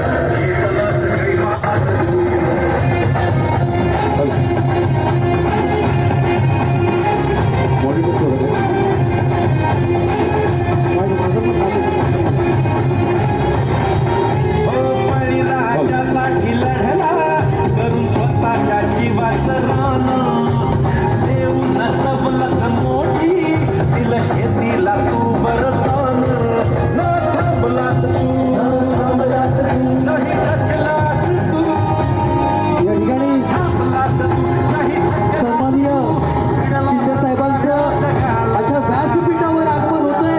आपण सर्वांनी जोरदार टाळ्या वाजवायच्या, जोरदार टाळ्या वाजवायच्या. अरे कोण आला रे, कोण आला? शिवसेनेचा वाघ आला, अरे कोण आला रे, कोण आला? शिवसेनेचा वाघ आला. सन्माननीय शिंदे साहेबांच्या स्वागतासाठी एकदा जोरदार टाळ्यांचा गजर. साहेब आपल्याला विनंती करतो की या ठिकाणी व्यासपीठावर साहेबांचं त्यांचं स्वागत केलं जाईल. छत्रपती शिवाजी महाराजांच्या प्रतिमेस या ठिकाणी पुष्पहार अर्पण केला जातोय शिंदे साहेबांच्या शुभ हस्ते. त्याचप्रमाणे हिंदू हृदय सम्राट बाळासाहेब ठाकरे यांच्याही प्रतिमेला वंदन केलं जातंय. धर्मवीर आनंद दिघे साहेब त्याचप्रमाणे बॅरिस्टर यांच्याही प्रतिमेचं पूजन केलं जाते. साहेब आपलं अगदी मनपूर्वक स्वागत आहे आपल्या या वेंगुर्ला नगरीमध्ये. एकदा जोरदार टाळ्यांचा उत्सव आपल्या लाडक्या नेतृत्वासाठी. शिवसेना हिंदू हृदय सम्राट बाळासाहेब ठाकरेंचा. शिंदे साहेब तू मागे बढो, शिंदे साहेब तू मागे बढो. अरे कोण आला रे, कोण आला? अरे कोण आला रे, कोण आला? तमाम वेंगुर्ल्या वासियांच्या वतीनं सन्माननीय उमेश शेरम साहेब यांच्या शुभ हस्ते साहेबांचं या ठिकाणी स्वागत केलं जातंय. अगदी मनपूर्वक स्वागत आहे. आणि या स्वागतासोबतच मी बॅरिस्टर नाथपै संस्थेच्या वतीनं या ठिकाणी सचिनजी वालावलकर आणि त्यांचे सहकारी त्यांना एक भेट स्वरूपात बॅरिस्टर नाथपै यांचं पुस्तक देऊन त्यांचा ठिकाणी सन्मान करतात. ही भेट आमच्या वेंगुर्लेवासी यांच्या वतीनं सचिनजी वालावलकर यांच्या हस्ते दिली जाते. एकदा जोरदार टाळ्या वाजवायच्या आहेत या भेटीसाठी. यासोबतच या स्वागतासोबत सन्माननीय सामंत साहेब आपल्याला विनंती करतो की या तमाम आपल्या वेंगुर्ला वासियांना आपण संबोधित करावं. वेंगुर्ला नगरपालिकेच्या सार्वत्रिक निवडणुकीच्या निमित्तानं आपल्या सगळ्यांच्या बरोबर संवाद साधण्यासाठी आलेले राज्याचे उपमुख्यमंत्री आणि आम्हा सर्वांचेच मार्गदर्शक आदरणीय एकनाथ शिंदे साहेब, या नगरीचे नगराध्यक्षपदाचे उमेदवार पिंटू गावडे, व्यासपीठावरील सर्वच नगरसेवक पदाचे उमेदवार आणि मोठ्या संख्येनं उपस्थित वेंगुर्ला शहरवासीय बंधू आणि भगिनींनो, मी वेंगुर्ले वासियांच्या वतीनं आणि माझ्या वैयक्तिक माझ्या वतीनं माननीय एकनाथ शिंदे साहेबांचं वेंगुर्ल्यामध्ये स्वागत करतो, कारण वेंगुर्ला हा माझा गाव देखील आहे.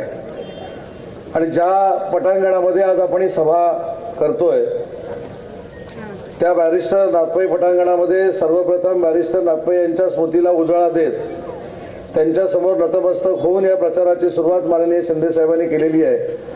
पण साहेब, आम्ही सगळे वेंगुर्लेकर भाग्यवान आहोत. ज्या स्मारकामध्ये आज आपण आलोय त्या स्मारकाला देखील 1.5 कोटी रुपयाचा निधी आपणच दिलेला आहे, हे देखील मला इथं प्रामुख्यानं नमूद केलं पाहिजे. मधुसूदन कालेलकर नाट्यगृह असेल, वेंगुर्ल्याची नळपाणी योजना असेल, बंदराचा विकास असेल, निशाण तलावाच्या उंची वाढवण्याचा प्रश्न असेल, या सगळ्याला कोट्यवधी रुपयाचा निधी जो प्राप्त झाला तो फक्त आणि फक्त एकनाथ शिंदे साहेबांमुळे झाला. आणि ते एकनाथ शिंदे साहेब आज आपल्याला आवाहन करण्यासाठी, आपल्याला विनंती करण्यासाठी आपल्या वेंगुर्ल्याच्या नगरीमध्ये आलेले आहेत. मला देखील आपल्याच गावचा ग्रामस्थ म्हणून, नागरिक म्हणून आपल्याला एक विनंती करायची आहे की ज्या नेत्याने माझ्यासारख्या कार्यकर्त्याला उद्योगमंत्री बनवलं तो उद्योगमंत्री देखील तुमच्या गावातला आहे, याची नोंद देखील आपण सगळ्यांनी घेतली पाहिजे. आणि म्हणून आपली जबाबदारी आहे की माननीय शिंदे साहेबांचं म्हणजे शिवसेनेचं पॅनल, त्याच्यामध्ये गावडे आणि सर्वच आमचे सहकारी उभे आहेत, ते समोरच्याचं डिपॉझिट घालून निवडून आले पाहिजेत. हा संकल्प करून, ही शपथ घेऊन हा शब्द आपण शिंदे साहेबांना दिला पाहिजे. आणि साहेब, खरं तर गाडीतनं चर्चा करत असताना मला एक महत्वाची गोष्ट जी वेंगुर्लेकरांना सांगायची आहे ती म्हणजे मालवणमध्ये किती विकास झाला, कणकवलीमध्ये किती विकास झाला, दोडामार्ग असेल, वैभववाडी असेल, सावंतवाडी असेल, आपलं वेंगुर्ला असेल, याच्यामध्ये किती विकास कामं झाली, हे मी जेव्हा साहेबांना सांगत होतो तेव्हा साहेबांना आश्चर्याचा धक्का बसला. साहेबांनी सांगितलं की मी कधीच कोणाला नाराज केलं नाही आणि ते नाराज केलं नाही म्हणूनच वेंगुर्लेकरांना 100 कोटी रुपये साहेब तुमच्या माध्यमातून मिळाले. हा देखील विकास कामाचा ऐतिहासिक निधी. जर 133 कोटी, हे 33.84 कमी केले त्याबद्दल दिलगिरी व्यक्त करतो, पण 150 कोटी रुपयाचा जवळजवळ निधी माननीय साहेबांनी दिला. वेंगुर्लेकरांनी हा विचार केला पाहिजे की जो नेता मंत्रालयामध्ये बसतो, मुख्यमंत्री साहेब होते, नगरविकास खातं साहेबांकडे आहेत, पण मुंबईच्या 6व्या मजल्यावर बसून देखील वेंगुर्लेकरांची शिंदे साहेबांनी काळजी घेतली. हा संदेश जो साहेबांनी तुम्हाला दिलेला आहे त्याचं परिवर्तन मतामध्ये झालं पाहिजे. आणि 2 तारखेला होणाऱ्या मतदानामध्ये बहुसंख्य मतं जी काही घराच्या बाहेर पडतील ती सगळीच्या सगळी धनुष्यबाणावर पडली पाहिजेत, एवढीच विनंती एक वेंगुर्लेकर म्हणून तुम्हाला करतो. आज मोठ्या संख्येनं आपण या ठिकाणी जमला त्याबद्दल आभार मानतो. यायला उशीर झाला त्याबद्दल साहेबांच्या वतीनं आपल्या सगळ्यांची दिलगिरी व्यक्त करतो. आणि साहेब, वेंगुर्लेकर किती सहनशील आहेत बघा, आणि आमच्या बहिणी देखील किती सहनशील आहेत बघा. आपला खऱ्या अर्थानं सख्ख्या भावापेक्षा लाडका भाऊ आपल्याला भेटायला येतोय म्हटल्यानंतर 3 तास ते इथंच बसून आहेत, म्हणून तुमचे देखील आभार मानतो. धनुष्यासमोरचं बटन दाबून फार मोठं मताधिक्य आमच्या उमेदवारांना मिळून द्यावं ही विनंती करतो आणि थांबतो. जय हिंद, जय महाराष्ट्र. धन्यवाद साहेब, खूप खूप आभार आहे. आपल्याच वेंगुर्ला गावच्या सुपुत्रानं तुम्हाला सगळ्यांना आवाहन केलेलं आहे. त्या आव्हानाला, त्या प्रेमाला आपण जागूया आणि 2 तारीखला आपण मतदान करूया. आणि यानंतर 4:30 वाजल्यापासून ज्या क्षणाची वाट बघतोय त्या क्षणाच्या दिशेने येतोय, कारण आपल्या समोर येतात आपला लाडके उपमुख्यमंत्री साहेब शिंदे साहेब.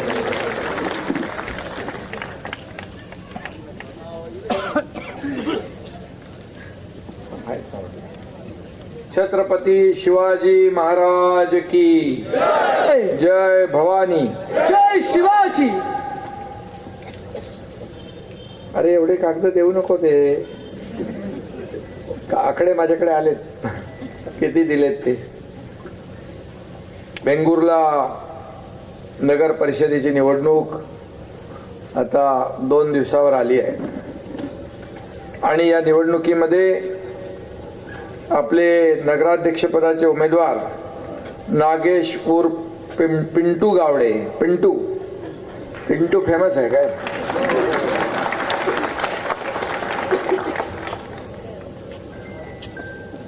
आणि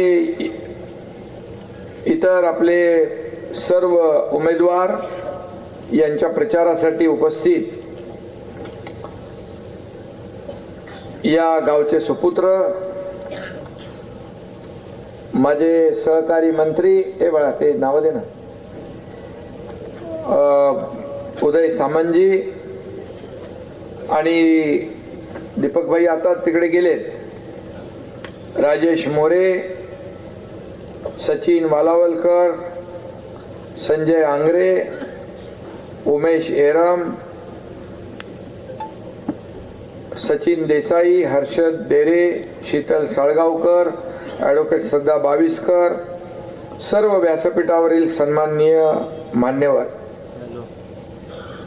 कोणाची नावं राहिली का? ज्यांनी चिठी दिली त्याची जबाबदारी आहे, तेवढी वाचली. आणि सर्व माझ्या लाडक्या बहिणींनो, एवढ्या उशिरापर्यंत आपण बसलात त्याबद्दल आपल्याला मी धन्यवाद देतो, आपली दिलगिरी व्यक्त करतो. लाडके भाऊही आहेत, पण सामंत साहेब मी गेले 10 दिवस 15 दिवस राज्यामध्ये, तुम्ही तिकडे बसा ना, म्हणजे असं तिकडे तुमच्याशी बोलताय, सगळीकडे प्रचार दौऱ्यात फिरतोय, पण लाडक्या बहिणींची संख्या लक्षणीय आहे. सगळीकडे लाडक्या बहिणी मोठ्या प्रमाणात होतात आणि लाडके भाऊही आहेत. पण लाडके भाऊ तर नेहमी येत होते, पण विधानसभेच्या निवडणुकीच्या वेळेस देखील मी हेच चित्र पाहिलं. मोठ्या प्रमाणामध्ये लाडक्या बहिणींचे मेळावे घेतले, शासन आपल्या दारी घेतलं, त्याही वेळेस लाडक्या बहिणी दिसल्या. आणि तेच चित्र या स्थानिक स्वराज्य संस्था निवडणुकांमध्ये देखील महाराष्ट्रामध्ये मी पाहतोय. याच्यावरून चित्र स्पष्ट आहे की जो विधानसभेत तुम्ही लँडस्लाइड मॅन्डेट जे दिलेला आहे, तशाच प्रकारचा विजय या स्थानिक स्वराज्य संस्थांमध्ये देखील तुम्ही देण्याचा संकल्प केलेला. आणि त्यामुळे मी मनापासून धन्यवाद देतो आपल्याला. खरं म्हणजे नागेश पिंटू गावडे यांच्याबरोबर किती लोक तुमच्याबरोबर उभे आहेत? 20 लोकांची टीम आहे. आणि या 20 लोकांच्या सगळ्या नगराध्यक्षाच्या टीमला आपल्याला वाजत गाजत 3 तारखेला वेंगुर्ला नगर परिषदेमध्ये पाठवायचं आहे. यासाठी विनंती मी करायला तुम्हाला आलो. खरं म्हणजे कोकण हा शिवसेनेचा बालेकिल्ला आहे. कोकणावर बाळासाहेबांनी प्रेम केलंय, कोकणवासियांनी बाळासाहेबांवर प्रेम केल्याने बाळासाहेबांनी कोकणावर केलंय. एक समीकरण आहे. आणि म्हणून या ठिकाणी संपूर्ण कोकणामध्ये भगवं राज्य आहे. झालेल्या विधानसभेच्या निवडणुकीमध्ये शिवसेनेने 9 जागा लढवल्या आणि 8 जागा जिंकल्या. 1 जागा फार कमी मताने आपली हरली, नाही तर 100% रिझल्ट आपल्या या कोकणवासियांनी शिवसेनेला दिला. आणि म्हणून मला सार्थ अभिमान आहे. मी 10-15 दिवस संपूर्ण राज्यभर फिरलो आणि शेवटच्या दिवशी, म्हणजे अजून उद्याचा दिवस एक आहे, परंतु कोकणामध्ये आपल्या सर्व बांधव भगिनींना मी भेटायला आलो. कोकण हे आपलं घर आहे, आपला परिवार आहे, एक आपुलकी आहे, एक जिव्हाळा आहे. आणि म्हणूनच कोकणामध्ये ज्या ठिकाणी जातोय त्या ठिकाणी उत्स्फूर्तपणे माझ्या लाडक्या बहिणी, लाडके भाऊ, कोकणवासी स्वागत करतायत. खऱ्या अर्थाने मला त्याचा अभिमान आहे, कारण ही लाल माती स्वराज्याची गाथा आहे. कोकणी माणसाचं रक्त भगवं आहे आणि याचा देखील अभिमान मला आहे. मुंबई ठाणे शिवसेनेचं शरीर असलं तरी कोकण हे शिवसेनेचं हृदय. आणि म्हणून या कोकणाने शिवसेनेला ऑक्सिजनचा पुरवठा केलेला आहे, प्राणवायूचा पुरवठा केलेला आहे. आणि म्हणून कोकणामध्ये 9 पैकी 8 जागा जिंकणं हा एक इतिहास आहे. हा इतिहास तुम्ही घडवलाय, त्याबद्दल तुम्हाला मी मनापासून धन्यवाद देतो, आपले मनापासून आभार मानतो. आज या ठिकाणी निवडणुकीमध्ये अनेक लोक आपल्याकडे येतील, परंतु आपण ठरवायचं आहे. कोकणचा कायापालट करायचा शब्द मी आपल्याला द्यायला आलो. कोकणाचा विकास, वेंगुर्ल्याचा विकास करायचा शब्द मी आपल्याला द्यायला आलो. या तिथे आपल्या खऱ्या अर्थाने बॅरिस्टर नाथपै साहेबांची भूमी आहे. आणि ही खरं म्हणजे आपल्या अनेक भारतरत्न झाली त्यांची भूमी आहे आणि कोकणाने अनेक भारतरत्न दिली, अनेक महान व्यक्ती कोकणाने दिल्या. कोकणाला एक इतिहास आहे आणि कोकणाला एक निसर्ग सौंदर्य लाभलेलं आहे. आज वरून जाताना येताना हेलिकॉप्टर मधून पाहिल्यानंतर एवढं निसर्गाचं वरदान लाभलेलं हे कोकण आहे. आणि म्हणून या ठिकाणी आपल्याला आणखी काय काय करायचं आहे ते करण्यासाठी मी आपल्या या वेंगुर्ल्यात आलोय. खरं म्हणजे तिजोरीच्या चाव्या कोणाकडे असल्या ते मला माहित नाहीत, पण वेंगुर्ल्याच्या विकासाची मास्टर की तुमच्या हातामध्ये आहे. मास्टर की तुमच्या हातात आहे. फक्त 2 तारखेला मतदान करायचं नाही आहे. 2 तारखेला वेंगुर्ल्याच्या भवितव्याचा फैसला तुम्हाला करायचा आहे. वेंगुर्ल्याच्या विकासाचा फैसला तुम्हाला करायचा आहे. आपल्या मुलाबाळांचं भवितव्य जे आहे ते आपल्याला घडवायचं आहे. आणि म्हणून जो सातत्याने लोकांमध्ये मिसळलेला असतो आपला पिंटू, आणि त्याला आपल्याला निवडून द्यायचं आहे, त्याच्या टीमला निवडून द्यायचं आहे. यासाठी मी आपल्याला विनंती करायला आलोय. खरं म्हणजे शिवसेना बोलते कमी आणि कोलते जास्ती, काम जास्ती करते. आणि म्हणून आम्ही देखील बघा, आपल्याला माहित आहे 24/7 काम सुरू आहे. 2.5 वर्षामध्ये या एकनाथ शिंदेने पायाला भिंगरी लावून या महाराष्ट्रामध्ये फिरला. महाराष्ट्र पादाक्रांत केला, प्रत्येक जिल्ह्यात तालुक्यात गेला, रखडलेले विकास प्रकल्प मार्गी लावले, कल्याणकारी योजना मार्गी लावल्या. आणि सगळ्यात मोठी आवडती माझी योजना कुठली असेल तर मुख्यमंत्री माझी लाडकी बहीण योजना. आणि त्यावेळेस देखील अनेक लोकांनी विरोध केला, अनेक लोकांनी त्याच्यात खोडा घातला, कोणी कोर्टात गेलं. पण मुख्यमंत्री म्हणून हा तुमचा भाऊ एकनाथ शिंदे तिथे बसला होता. सगळे अडथळे पार करून, सगळे स्पीड ब्रेकर पार करून त्या ठिकाणी लाडकी बहीण योजना सुरू केली. आणि मी हेही सांगतो, कोणी माईकाला आला तरी लाडकी बहीण योजना कधीही बंद होणार नाही. हा शब्द आहे आणि मी दिलेले शब्द पाळतो. तुम्हाला माहित आहे, सत्ता येते जाते, नाव जाता कामा नये, हे बाळासाहेब सांगायचे. आणि म्हणून मुख्यमंत्री होतो, उपमुख्यमंत्री, अनेक मंत्रीपद आहेत, पण सगळ्यात महत्वाचं मला या महाराष्ट्रातल्या लाडक्या बहिणींचा लाडका भाऊ ही मिळालेली ओळख सगळ्यात मला मोठी आहे, सगळ्यात मानाची आहे. आणि म्हणून मी भाग्यवान आहे. अनेक बहिणींच्या सक्सेस स्टोरी माझ्याकडे येत आहेत. या लाडकी बहीण योजनेमधून काय काय करतायत, घरातला प्रपंचाला लावतायत, काही लोक छोटा मोठा व्यवसाय करतायत, आणि त्याचा मला आनंद आहे. आणि आम्हाला फक्त तुम्हाला या योजनेवर थांबून द्यायचं नाही. या योजनेसह माझ्या लाडक्या बहिणींना स्वतःच्या पायावर उभं करायचं आहे, व्यवसायाभिमुख करायचं आहे. आमच्याकडे अनेक योजना आहेत, आपल्या उद्योग खात्याच्या योजना आहेत, बचत गटाच्या योजना आहेत. आणि म्हणून या लाडक्या बहिणींना स्वतःच्या पायावर उभं करून आम्हाला लखपती झालेलं बघायचं आहे, लखपती झालेलं बघायचं आहे. हे मी बोलतोय ते पूर्णपणे लक्षात ठेवा, मी काय बोलतोय, कारण हे आम्हाला हे करायचं, हे आमचं स्वप्न आहे. कारण ह्या लाडक्या बहिणी स्वतःचा प्रपंच चालवतात, काटकसर करतात, कसा महिना काढायचा हे बघतात. मी देखील एक सर्वसामान्य कुटुंबातून आलोय, मी शेतकऱ्याच्या कुटुंबातून आलोय. मी गरिबी पाहिली आहे, माझ्या आईची पत्नीची काटकसर पाहिली आहे, महिना चालवताना डोळ्यातली कणाव पाहिली आहे. माझ्या लक्षात आहे बरोबर त्यावेळचे दिवस. आणि मी जेव्हा मुख्यमंत्री झालो तेव्हा बरोबर मी ठरवलं माझ्या महाराष्ट्रातल्या तमाम माता भगिनींसाठी काय करता येईल, आणि त्याच्यातूनच लाडकी बहीण योजना जन्माला आली. याचा मला सार्थ अभिमान आहे, सार्थ अभिमान. आणि म्हणून अनेक अडथळे आले, परंतु ते पार करून आपण ही योजना सुरू केली, प्रभावीपणे अंमलबजावणी आपण करतोय. लेक लाडकी लखपती योजना केली, मुलींचं शिक्षण झालं पाहिजे मोफत, ते केलं. एसटी मध्ये 50% सवलत दिली.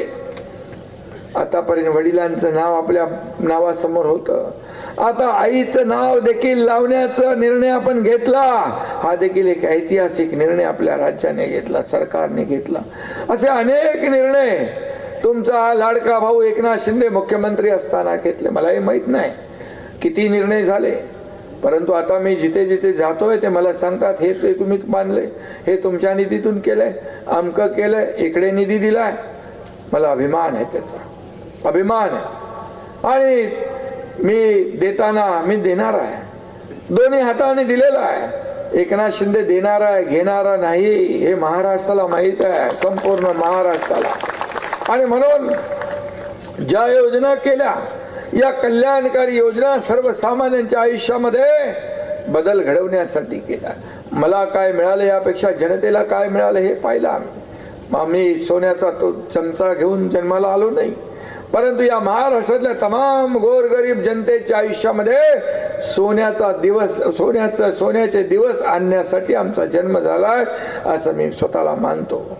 आणि म्हणून मी आपल्याला एवढीच विनंती करायला आलोय की या ठिकाणी काम बोलतंय, आपण काम करणारे लोक आहोत. मी आपल्याला एक थोडासा छोटा उदाहरण आपल्याला देतो. छोटं, एक मुलीने आत्महत्या केली.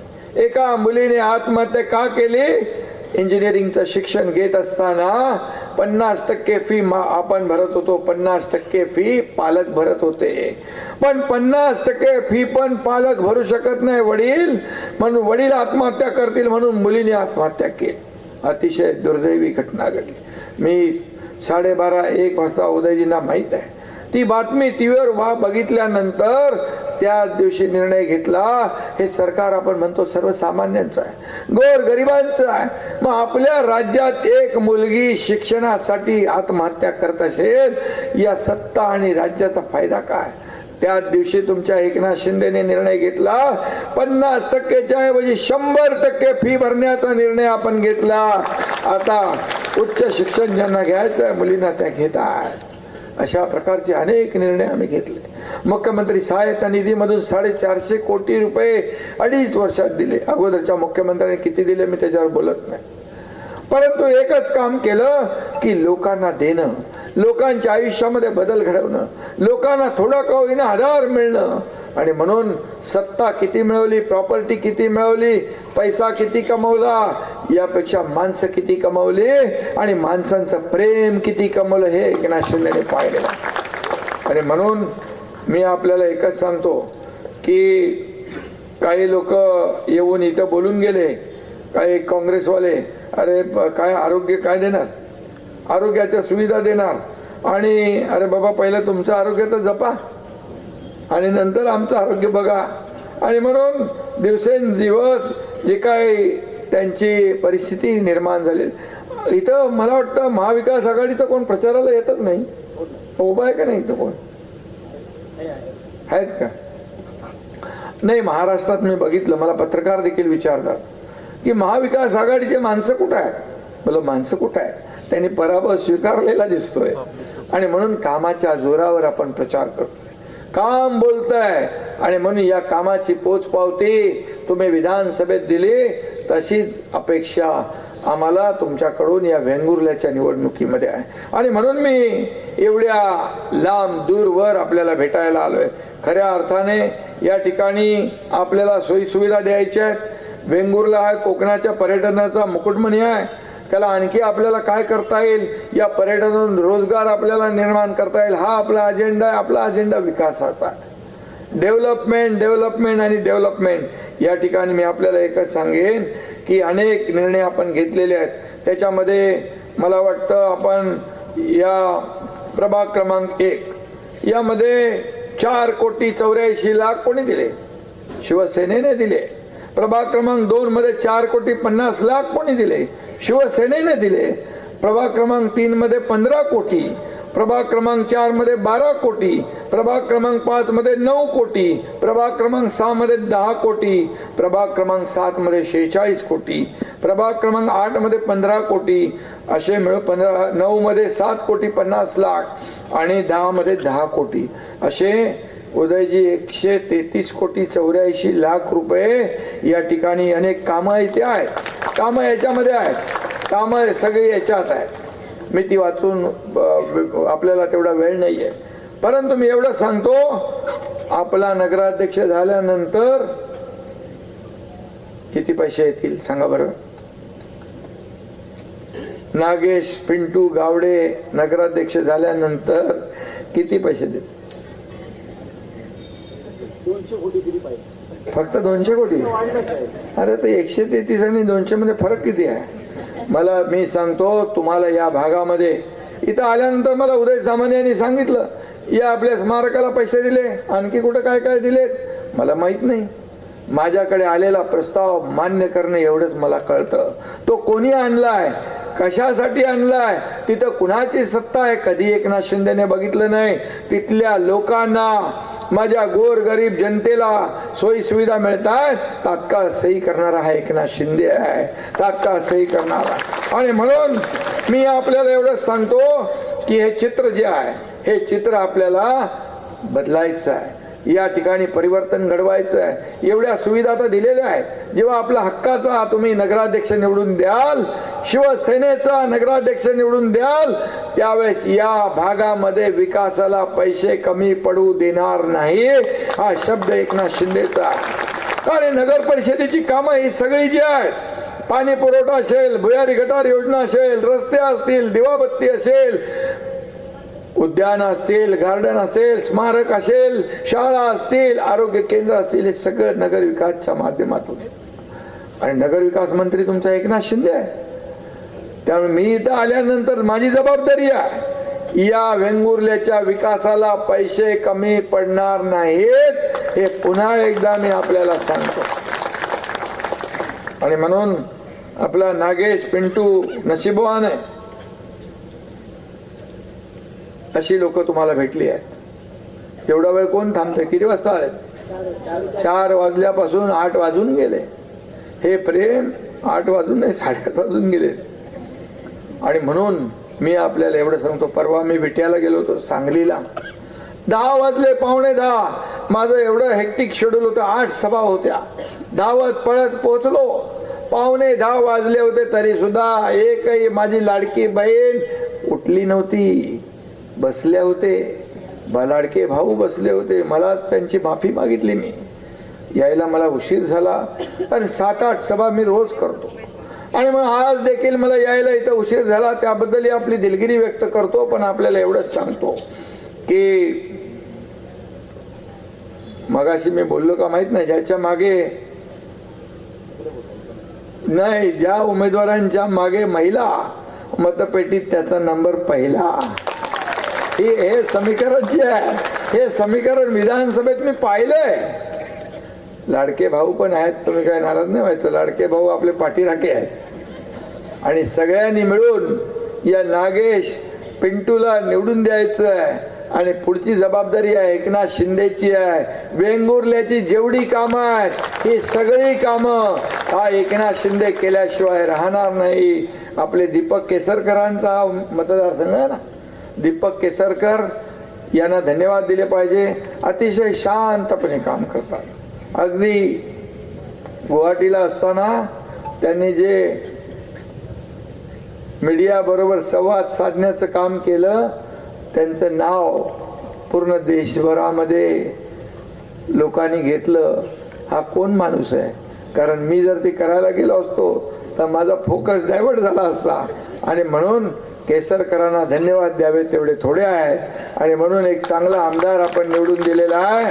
चांगल्या आमदाराच्या पाठीशी उभे राहा. त्यांच्या पाठीशी एकनाथ शिंदे आहे.